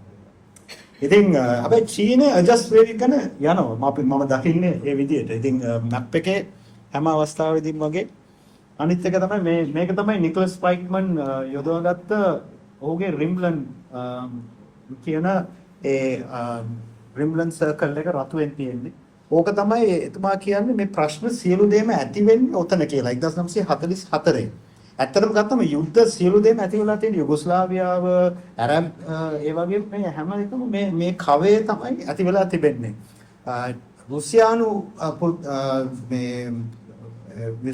මහාචාර්යවරයෙක් තමයි මට කිව්වේ ඕගොල්ලෝගේ රටට ඇති වෙලා තියෙන්නේ බංග්ලාදේශ වලට ඇති වෙලා තියෙන්නේ ඇවිල්ලා ඔය ප්‍රශ්නේ කියලා. එතකොට ට්‍රම්ප් හැබැයි හොඳම වැඩේ තමයි ඒ අවස්ථාවේදී ට්‍රම්ප් කියනවා මේ US aid එකත් නවත්තලා මෙවැනි දේවල් වෙලා තියෙනවා කියලා. ඒ කියන්නේ ඩීප් ස්ටේට් ඇක්ෂන් එකක් වෙලා තියෙනවා කියලා. එතකොට රුසියානුකාරයෝ කියන අපි නෙමෙයි දැන් කියන්නේ ඕගොල්ලෝ ඒ කියන්නේ එහෙ ඉන්න කට්ටිය කියලා. වොෂින්ටන්ම කියනවා මේ පොඩි ප්‍රශ්නයක් තියෙනවා කියලා. ඉතින් එතන මම හිතන්නේ මේ ගැන වැඩි තව අවධානමක් යොමු කරන්න ඕනේ. මොකද ඇත්තටම මේ කවය තමයි මේ ප්‍රශ්න සියලුම දේ තියෙන්නේ. මේ ඇවිල්ලා වියට්නාමේ මෙතන තියෙන්නේ ඒගොල්ලෝ වියට්නාමේ ඉන්ටර්විව්ස් ටික ඉතාමත් වැදගත්. වියට්නාමේ ඉන්ටර්විව්ස් කරන්න කලින් මාව යවනවා මේ හෝ චි මින් මියුසියම් එකට, වෝ මියුසියම් එකට. මේකේ තියෙන්නේ මේ ෆ්‍රාන්ස් අර බෙල්ල කපපු යන්ත්‍රය. දහස් ගණක් ඒගොල්ලෝගේ බෙල්ල කපලා ෆ්‍රාන්ස් ඒගොල්ලෝ. ඊට පස්සේ ජපාන් කට්ටිය ඇවිල්ලා මරලා. ඉන් පස්සේ ඇමරිකන් කට්ටිය ඇවිල්ලා මේ ගෑස් ගහපුවා. Orange gas. මට කිව්වා ඊට පස්සේ අවස්ථාවේදී ඔරෙන්ජ් ගෑස් ගැන මම හොඳට ඒක පෙස්ටිසයිඩ් එකක්. ඒකට කිමිකල් එකක් ගහලා තමයි ස්ප්‍රේ කරන්නේ. ඔරෙන්ජ් ගෑස් කියන්නේ මේ ඔරෙන්ජ් පාට නිසා නෙවෙයි බැරල් එක ඔරෙන්ජ් නිසා. ඒ උදවියට ගෙව්වා මේ දක්වා. ඒ කියන්නේ ට්‍රම්ප් එනකන් ඒ අංගවිකල වෙලා ඉන්න ළමයින්ට එහෙම ගෙව්වා ට්‍රම්ප් එනකන්. ඊට පස්සේ USA එක නවතුවාට පස්සේ තමයි ඒක නොගෙවන්න හේතුව. ඉතින් මේවා හැබැයි මේ ඔක්කොම බලලා මට ඇවිල්ලා ඉන්ටර්විව් එකේදී කිව්වේ මේ උදවිය හැම දෙනාට අපි ආදරේ කියලා. අපි මේගොල්ලෝ එක වැඩ කරන්න ඕනේ කියලා. ප්‍රංශ කට්ටිය අපිට ඉතාමත් වැදගත්. ජපාන් කට්ටිය වැදගත්.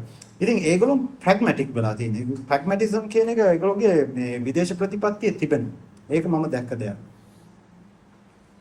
ඒ වගේම මේ බේසස් කියන එක බේසස් කියන ප්‍රශ්නේ අපි දැන් මම හිතන්නේ ලංකාවේ ඔය හම්බන්තොට බේස් ගැන කතා කරනවා චයිනීස් බේස් එකක් ඒද බේස් එකක් කියලා. මම ඒගොල්ලෝගෙන් ඇහුවා කැම්බෝඩියා වල ඒගොල්ලෝගේ තියෙනවා රියම්පෝර්ට් කියලා මේ හම්බන්තොට වගේම හදලා ඒගොල්ලෝ කියන්නේ මේම ප්‍රශ්න එහෙම වෙන්නේ නැහැ. මොකද අපේ ව්‍යවස්ථාවෙන්ම එන්න බෑ. එන්න දෙන්නේ නැහැ කියලා බේස් ඔපරේෂන් මිලිටරි බේස්.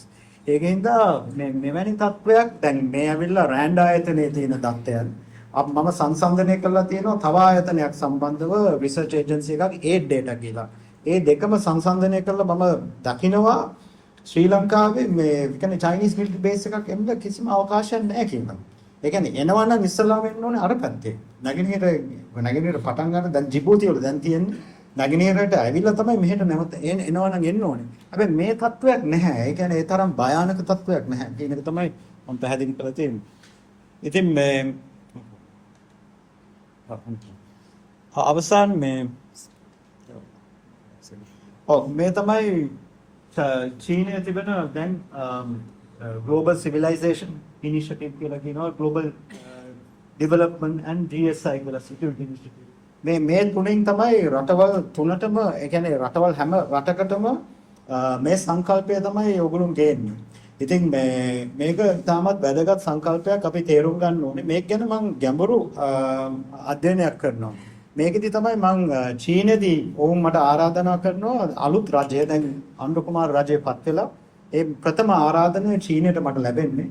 එතකොට වොෂින්ටන් ඉඳලා මම චීනයට යන්නේ. ඒ අවස්ථාවේදී මට කියනවා ඔයා පේපර් එකක් කරන්න ඕනේ. ඒගොල්ලොන් තමයි ටයිටල් එක දෙන්නේ. මාක්සිස් කොතරම් මාක්සිස් how Marxists are the Marxists. ඒගොල්ලෝ මට තේරුන්නේ නැහැ. මම ඊට පස්සේ ඒගොල්ලෝගෙන් අහන මොකක්ද මේ ඔයගොල්ලෝ කියන්නේ කියලා. දැන් මාක්සිස් දැන් මාක්සිස් වගේ නෙවෙයිනේ. දැන් මාක්සිස් ඒකෙන්ද how Marxists are the Marxists. So මේක ඉතාමත් අමාරුයි දීපු පේපර් එකක්. මම හිතන්නේ මේකේ ගොඩාක් වැරදි තියෙන්න පුළුවන්. ඒකෙදි මම උත්සාහ කරනවා දැන් මාක්සිස් උදවිය මාක්සිස් කමෙන් නිදිලා ලිබරල් පැත්තට ගිහිල්ලා ඒක මේ ලෝක ඉතිහාසයේ කොතනද තිබුණේ කියලා අනිත් රටවල් එක්ක සංසන්දනය කළා. ඒකෙදි මම දකින්නේ ඒකේ මම දකින්නේ මේ රටවල් කීපයක් මම සංසන්දනය කළා තියෙනවා. එතකොට චීනය, ඒ වගේම වෙනෙසුවලා, කියුබා එවැනි රටවල්. එතකොට දැන් මේ ශ්‍රී ලංකාව 1970 තියෙන්නේ ඔයලා මාක්සිස් අයිඩියොලොජි එක අට එවැනි තත්ත්වයක. එතන ඉඳලා ගිහිල්ලා තියෙනවා 2000 දැන් මේ 24 දී අතනට. ඒ කියන්නේ විශාල පිම්මක්. මෙවැනි පිම්මක් ඒ කියන්නේ ලෝක ඉතිහාසෙත් නැහැ. ඒ කියන්නේ කොහොමද උනේ කියලා එකම පුද්ගලයෙක් තමයි මේ ඒ කියන්නේ රිසර්ච් පැත්තෙන් ගන්න පුළුවන් එකම පුද්ගලයෙක් මේක ජස්ටිෆයි කරන්න ඇන්ටෝනියෝ ග්‍රම්ස්කි. ග්‍රම්ස්කිගේ අදහසක් තිබුණා එතුමා සඳහන් කරනවා මේ මාක්සිස් උදවිය ඔය ට්‍රාන්ස්ෆෝමේෂන් එකක් කරගන්න අවශ්‍යතාවයක් තිබෙනවා නම් ඒක කරන විදිහ. ඒ නිසා තමයි ග්‍රම්ස්කිව චීනට ග්‍රම්ස්කිව පිළිගත්තේ නැහැ චීනය. මොකද බටහිර මාක්සිස් වාදී අදහසක් නිසා 1960 ගණන් වල ඉඳලා 70 ගණන් වල යනකම් ග්‍රම්ස්කිගේ පොත් එහෙම තහනම් කරා චීනෙ. ග්‍රම්ස්කි ආවේ 70න් පස්සුව ඩෙන් සියාઓපින් ඒ කියන්නේ පොඩ්ඩක් ඕපන් කරාට පස්සේ මෙවැනි සංකල්පයක් තමයි මම මේ චීනේ මේ පේපර් එක මම ප්‍රසන්ට් කරේ චීනේදී. එතකොට ඒගොල්ලෝ කිව්වේ හෝ මෙවැනි තත්ත්වයක් තමයි වෙලා තියෙන්නේ දැන් අපි ලිබරල් නෙමෙයි මේක නියෝ ලිබරල් පැත්තට ගිහිල්ලා කියලා. තාමත් ඉදිරියෙන් ඉන්නවා කියලා. හැබැයි මාක්සිස්කම දකින්නේ නැහැ කියලා. ඉතින් දැන් මේක මම හිතන්නේ මේක වැදගත් වෙනවා වර්තමාන දේශපාලඥයන්ට මේ කොහොමද මේ මාක්සිස් උදවිය ලිබරල් උනේ කියන එක. ඉතින් මේක තමයි මම හිතන්නේ පොතේ සියලුම සාරාංශය. මේ ගැන මම හිතන්නේ ලංකාව විතාමත් වැදගත් මේ විදේශ ප්‍රතිපත්තිය කොහොමද අපි හසුරවන්නේ කියන එක ඉතාමත් වැදගත්. දැන් අපි දැක්කා ළඟදී ඉරාන නෞකාවට අපි පහර දීම ගැන. දැන් මම මෙතුමාත් කතා කරා ඒ සම්බන්ධව. ඒක සිද්ධ වුණේ අපේ EEZ එකේ එක්ස්ක්ලූසිව් ඉකොනොමික් සෝන් එකේ ඇතුළත. එතකොට ඒ නෞකාවේ සිටි පුද්ගලයන් නිරායුධයි. ඒගොල්ලෝ ගියේ මිලිටරි එක්සර්සයිස් එකකට. ඒ මිලිටරි එක්සර්සයිස් එකට ඇමරිකාවටත් ආරාධනා කරලා තිනවා. ඉතින් අපිට කියන්න බෑ අර විදේශ ලේකම්තුමා කන්වාල් සිබා මහතා මේ ඉන්දියාවේ එතුමා කියලා තියෙනවා මේක ප්‍රීමෙඩිටේටඩ් කියලා. ඉතින් ඒ කියන්නේ විස්තර දන්නවා කියලා. කියන්නේ අටැක් කරපු උදවිය මේක විස්තර දන්නවා කියලා. ඉතින් විස්තර දන්නේ නැහැ කියන එක අපිට කියන්න බෑ. අනිත් එක ඇවිල්ලා අන්ක්ලෝස් ආටිකල් 58 එකේ පැහැදිලිවම තියෙනවා EZ එකක් ඇතුළත පහර දෙනවා නම් අපිට දැනුවත් කරන්න ඕනේ කියලා. කියන්නේ ඒ කෝස්ටල් ස්ටේට් එක දැනුවත් කරන්න ඕනේ කියලා. ඉතින් ජාත්‍යන්තර නීතිය රූල්ස් බේස් ඕඩර් එක මේ උදවියගේ ඉන්ටර්විව් කරනකොට මම රූල්ස් බේස් ඕඩර් කියන විදිහට ඉතින් ඒ වුණා ඔයා වොෂින්ටන් වල ඉඳලානේ ආවේ ඔය රූල්ස් තියෙනවද කියලා මගෙන් අහනවා. එතකොට ඩෙමොක්‍රසි ඉන්ඩෙක්ස් ඉතින් ඔහෙ තියෙනවද කියලා. එතකොට දැන් ඇත්තටම ලොකු ගැටලුවක්. මම දකින්නේ ශිෂ්ටාචාර රටවල් වල වැදගත්කම නැවත වරක් පටන් ගන්නවා. එවැනි අවධියක් මම දකින්නේ. ඒ කියන්නේ නැවත වරක් මිනිසුන් ඒක අපි විසින්ම ඒ කියන්නේ සමාජයේ විසින්ම ඇති කරගත්තු පරිච්ඡේදයක් නිසා මම දකින්නේ. ඒ විකාශනය වෙලා මොකද දැන් චීනයේ මැචුරිටි එකක් දකින්නවා මිනිස්සු. ඉන්දියාවේ මැචුරිටි එකක් දකින්නවා. ඉතින් ওই ශිෂ්ටාචාර රටවල් වලට නැවත වරක් නැඹුරු වීමක් මම දකිනවා. ඉතින් එතනින් මම හිතන්නේ මම අවසන් කරන්නම්. ඒ වගේම මේ ඉංග්‍රීසි භාෂෙන් මම පොඩ්ඩක් කතා කරලා මේක මම නවත්තන්න. So I thank everybody for the participation. I have written 4 chapters basically of this book, Winds of Change. The first chapter is about the Belt and Road Initiative and the Indo-Pacific and how those two strategies interact as well as affect the region of South and Southeast Asia. The second chapter is about the power rivalries and how the power rivalries actually affect countries like Sri Lanka, smaller countries like or medium-sized countries like Cambodia, Maldives, and many others. So also I look at the regional diplomacy, that is how the two countries, the two giants, India and China, conduct their regional diplomacy. Now when it comes to regional diplomacy, they have a toolkit. They use many sort of strategies. One is we say Sagar, or they have multiple for example China called Shared Future, the Belt and Road, so various strategies. So all of them are sort of documented, and I sort of compare how these strategies are with the historical notes. Now historical notes, I go back to Chanakya, the days of Chanakya, the thinker, or the Indian the strategist, and also Sun Tzu. So there is a table that compares Sun Tzu's thinking as well as Chanakya. Then I move into the last chapter is about Sri Lanka and how it impacts Sri Lankan politics as well as the everyday life. It's about everyday life because geopolitics affects everyday life. Like the attack on Iran has affected us, the oil prices, like Uditha was mentioning, and also Professor Rajiva, clearly mentioned it. It is about our lives. Geopolitics is about our geography. It's about the sovereignty. And now see, one of the best examples I can give you is the US agreements, the logistics agreements, which came back then during President Sirisena's time. One agreement was called the Status Force Agreement. Now there was ample debate about it, and Ravinatha is also here, who was the Foreign Secretary. Now, you see, if we entered that the Status of Force Agreement, we are bound to give the logistics support to the US military. And we did not enter because of our, officers, as well as, one of the best things that happened, I believe, at that time. Because you get entangled. The problem is Sri Lanka gets entangled pretty fast, and we don't know how to sort of get out of it. And for example, the MOUs that we sign, we rush to things. So I think the research part is very important. Other countries that I saw is a lot of, there is a progress in countries like Singapore especially. And I see also in countries like Vietnam, which has a tremendous growth rate, about 8.5%. And they use the foreign policy, the term they use is called bamboo diplomacy. Ho Chi Minh's bamboo diplomacy.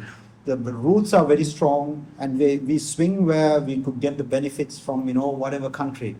So India used the multi-aligned concept for their foreign policy. I have mentioned about Dr. Jai Shankar's book, Why Bharat Matters, and also compared with our president who wrote a book. There's only one president, I believe, who has written his own book, Gotabaya Rajapaksa, The Conspiracy. So there's some notes, amazingly, because he speaks about Hindutva, about the importance of the Ram temple and all that. While Gotabaya speaks about the Sinhalese, Buddhist, the nationalist sentiments. So I see similarities, although they are different in sort of academic literature, but there are similarities in books also. So what I could, during the time when there is hyped up propagation of either Hindutva, or I see countries moving, slowly out of that sort of, moving away from development. You see, more you sort of move away, and more you are afraid to speak on these liberal, or I would say the secular values. So that is the most important thing that I found. So being pragmatic is really important. I think the development for Sri Lanka, where you have a pragmatic foreign policy, is what is required. Rather than you say one day you say India first. I've seen that. Then you say we are in another nation, or we are, So I think what is required is something very pragmatic. So I have referred to many historical notes, starting from Nicholas Spikeman's 1944, basically the Rimland theory. Also mentioned about Rudolf Schellen, another geopolitical thinker, about the Sweden. Now, when Sweden came into the NATO as the 32nd member, everybody was, cheering up. In Washington, everybody's like, oh wow, we have another member, and we are getting stronger and stronger. Then my desk, I had an issue because it said, does blocks get stronger when you get new members? So I refer to Rudolf Schellen. Now, Schellen is a very interesting geopolitical thinker, and how when a power block gets, increases, and what kind of a security threat that you bring in, a nuclear, possibly a nuclear. So I even speak about that. So more blocks you bring in, more you push Russia out of that periphery. So the Baltic periphery, which is a danger, that's a significant danger. So it's a very strange, Washington that I find very strange. So at the beginning of the Ukraine war, so I remember everybody saying we are going for total victory. And everybody was cheering. At the National Press Club, there was a meeting where the Ukrainian soldiers came to get the Patriot batteries. And they come to lobby, and they try to get the military equipment. So they come to press club and I get an invitation to listen to them. So I said, like, we are going for total victory. And obviously, there's never been a total victory against Russia. There's never in the history. So now it's a different story. So what I'm saying is, I think what Rathindra mentioned was absolutely correct. So it's changing. The dynamics are changing, like right now while we are talking. So I think I've spoken too long, and so now I sort of give you the book so you can read. And thank you very much for all the support, and I really appreciate your time. Thank you very much.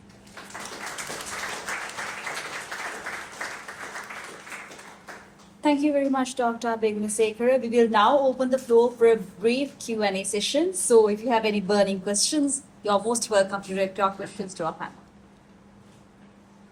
So, good afternoon all. Now, with the recent incident in the Middle East, sort of indicates that unilateralism and perhaps what we might say gunboat diplomacy is back in vogue. So,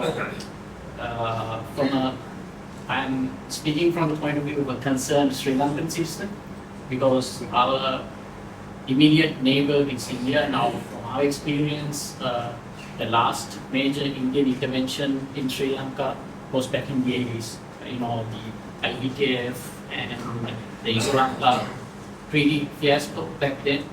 But during that time, despite then Prime Minister Indira Gandhi wanting an aggressive, sort of assertive foreign policy, especially in the Indian Ocean, India didn't have neither the military nor the economic might to impose itself. But now, what we are seeing is that assertiveness to a greater depth, and they have the military might to back it up and the economic might to back it up. And based on some of the entanglements, maybe well-intentioned in Afghanistan, perhaps it's indicative that they are not just assertive, but perhaps even adventurous. So in this context, do you think that in about, say, the next 10 to 15 years, we will see India sort of trying to impose its own version of a Monroe Doctrine in this region? Where, we all talk about the Road and Belt Initiative by the Chinese, but it's, at least in my opinion, it's purely an economic and commercial venture. In the event of hostilities, the Chinese Navy would not be able to operate in this region because,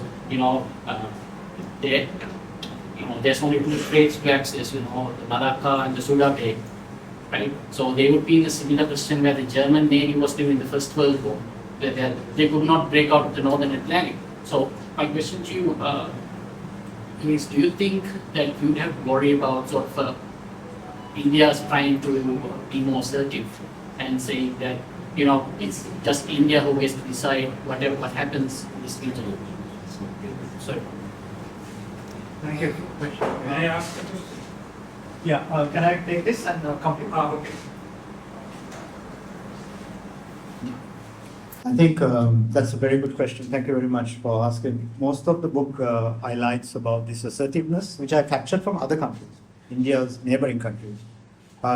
So they do agree to an extent of what you have said, because they see a significant.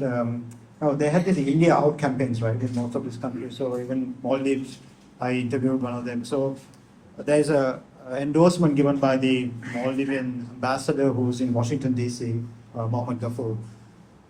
They see India that is assertive, of course, in certain, sometimes, because of this over-propagated, the nationalism that is coming in. But there is an interview that I want you to read, which is Ali Sabri's interview. The last chapter starts from Ali Sabri's interview. It's a very lengthy interview. It was on record, but I captured few from him. One of the things that I captured was a very interesting factor that the Sri Lankan president took advice from India to conduct his foreign policy. That is a very dangerous comment, but then he did mention this.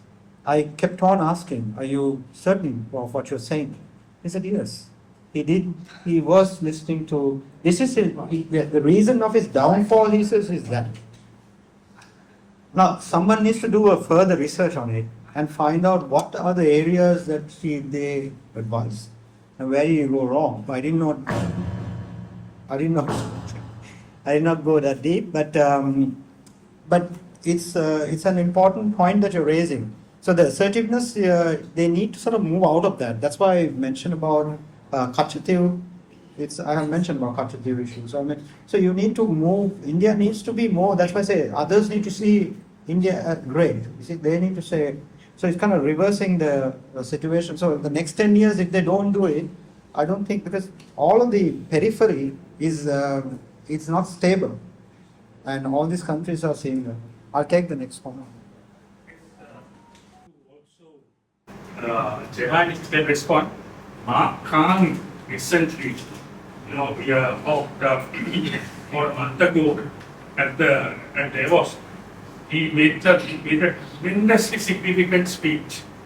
Mark Khan questioning the whole concept of order, and there has never been a speech of that kind, and I think, and it has already started, to create ripples. Now, we would like to respond to that, because what he basically said was, just to remind you, that this is what has been dictated to us, but it's a veneer, it's a surface thing, and we are now at the receiving end of this. But now the thing is, we are now the world is in such a turmoil. There are no clear answers. Nobody seems to have. But we would like to reflect, especially Jehan, when you stress in your presentation the rules-based order. By the way, I appreciate you asserting that, and you are quite correct. Some of us, we have to keep on repeating that, like go back to the UN Charter. But there seems to be a situation in the world where these things are becoming, they are fracturing. Rules are there to protect the weak. I think in the past, the Western countries, European countries, benefited by the rules-based system, by observing it in the breach, by really not observing it. But now I think they see that if they continue this way, then they themselves are going to be disadvantaged. The Western, the middle powers, now the protection for the middle power, for countries like Japan, Spain, European countries, is actually to assert the international rules, because otherwise they will be vulnerable. Themselves, they are vulnerable now to what the superpowers are doing, big powers are doing. So now they themselves have an interest in promoting the international rules, the UN, for instance, which they didn't have in the past, because they were not at the receiving end. Now they themselves are at the receiving end of arbitrary tariffs being put on them and then being punished also. So I think now they will want to strengthen the multilateral organization. And I think even the United States has a long tradition of upholding, at least in theory, they were upholding it. They probably will, things will change.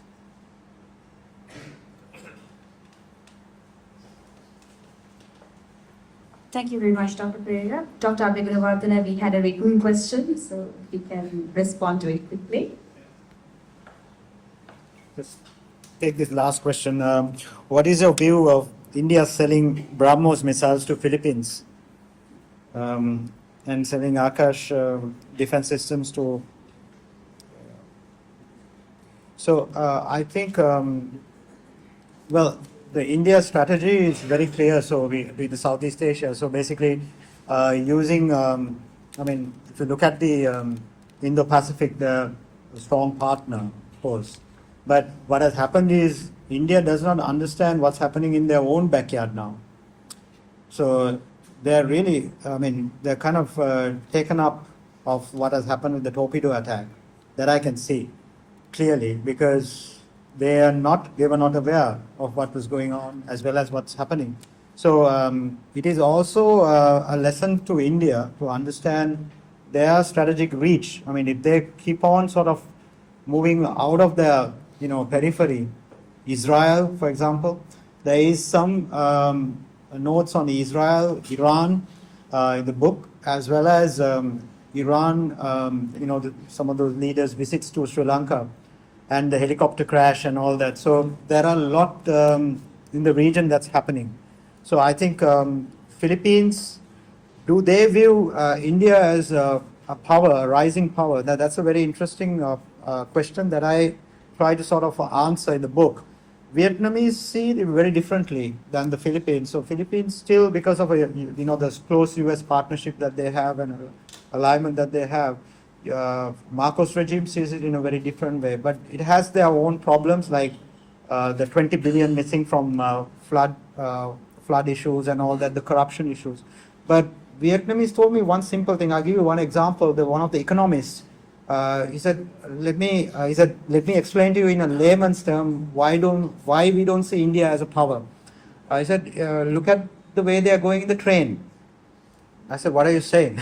He said, no, they go on top of each other and all that. I don't see that picture in China. So they're kind of, they are much more ahead.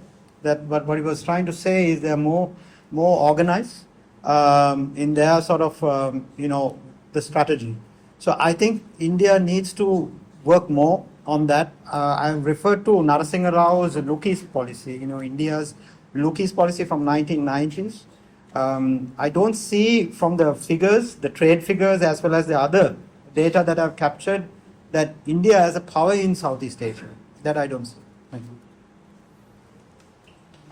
Thank you very much, Dr. Abeyagoonasekera. As we come to the conclusion of this evening, I would like to thank each and every one of you on behalf of Dr. Asanga Abeyagoonasekera. We'd like to express our sincere gratitude to our chief guest, the most venerable Dr. Kiride Asajithero, for honoring us with his presence. Our heartfelt thanks goes to our distinguished speakers for sharing their valuable insights, and also our guests for joining and gracing this occasion.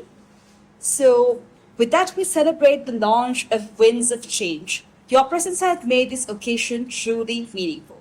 Ladies and gentlemen, we now invite you to join us for a book signing session, followed by a refreshment that will follow. Thank you very much for being such an amazing one.